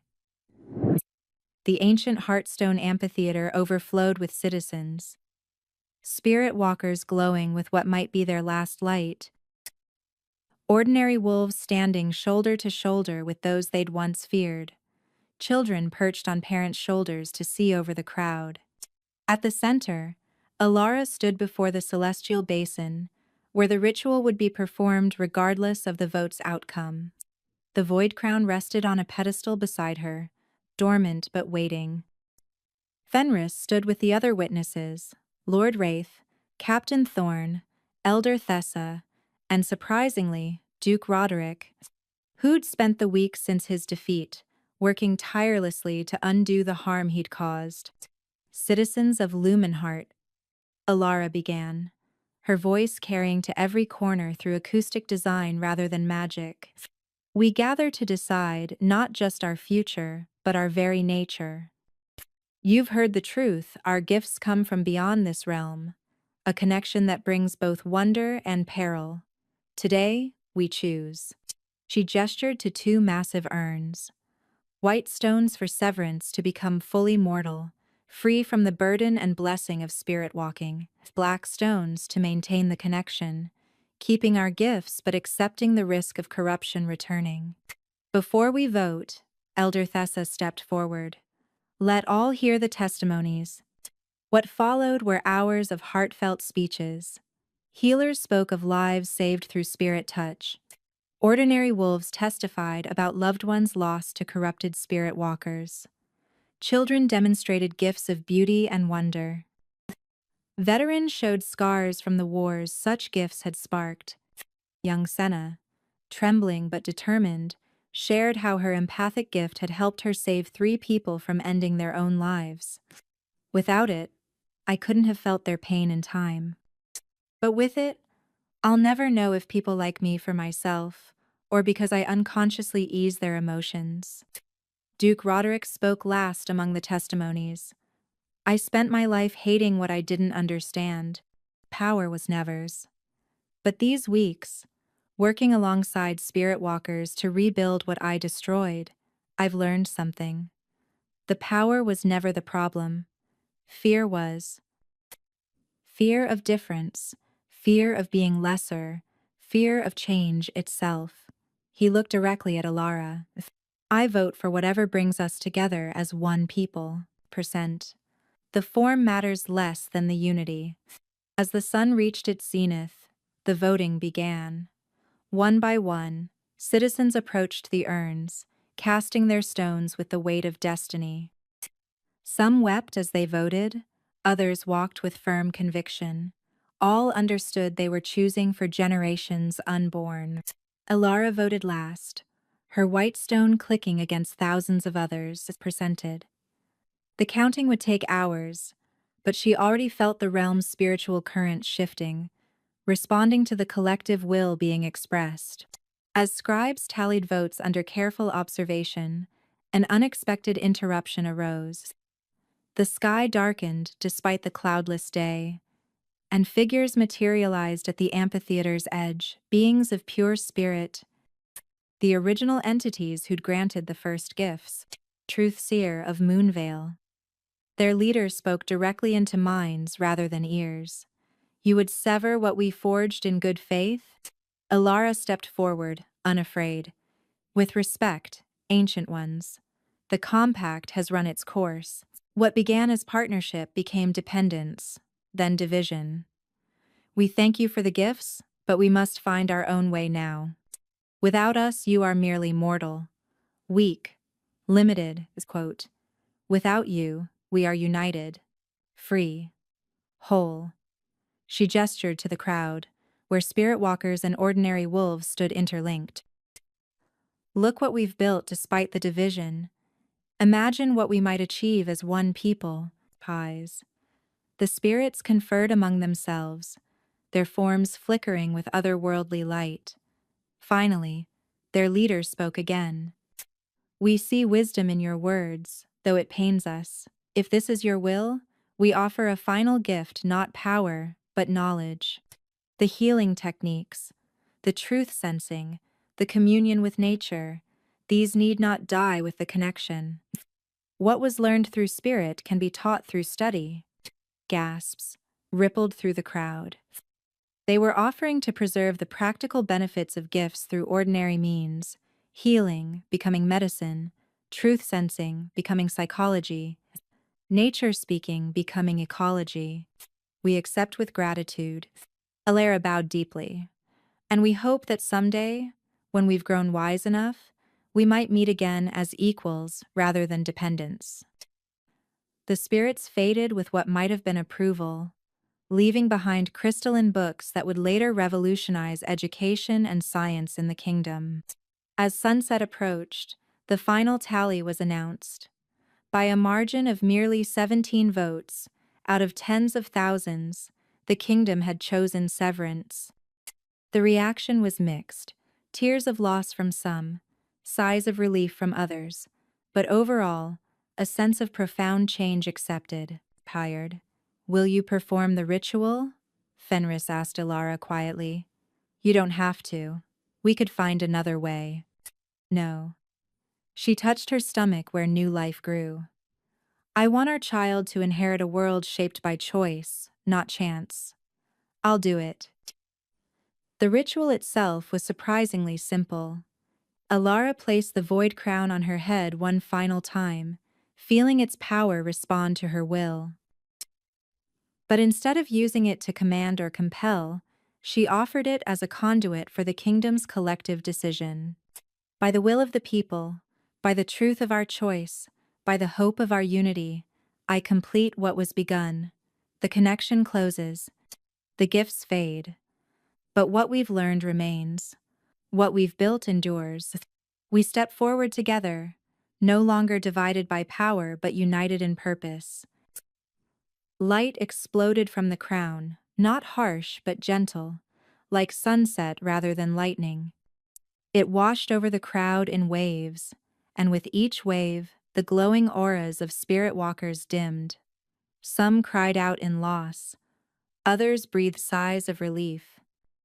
All felt the profound shift as the spiritual connection that had defined them for millennia, gently, irrevocably closed. Alara removed the crown for the last time, and as she did, it crumbled to dust.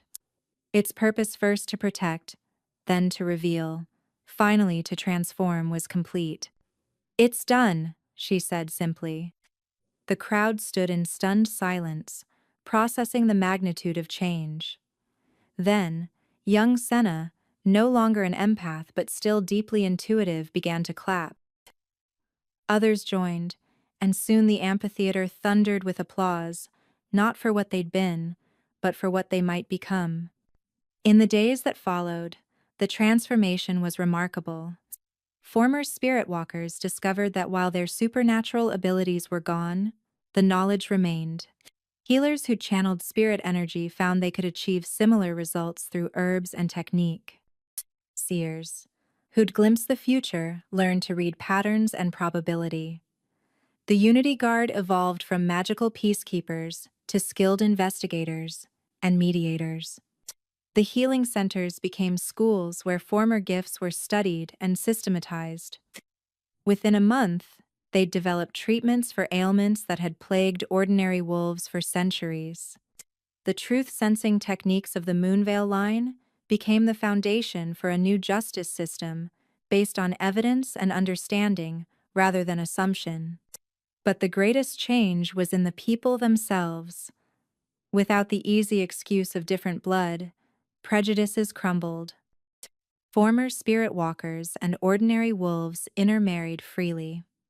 Children grew up never knowing the fear of manifesting a gift that would mark them as other. On the winter solstice, Alara gave birth to twins, a boy and a girl, who would never know the burden of supernatural gifts, but would inherit something far greater, a kingdom where they could be anything they chose to be. "Do you regret it?"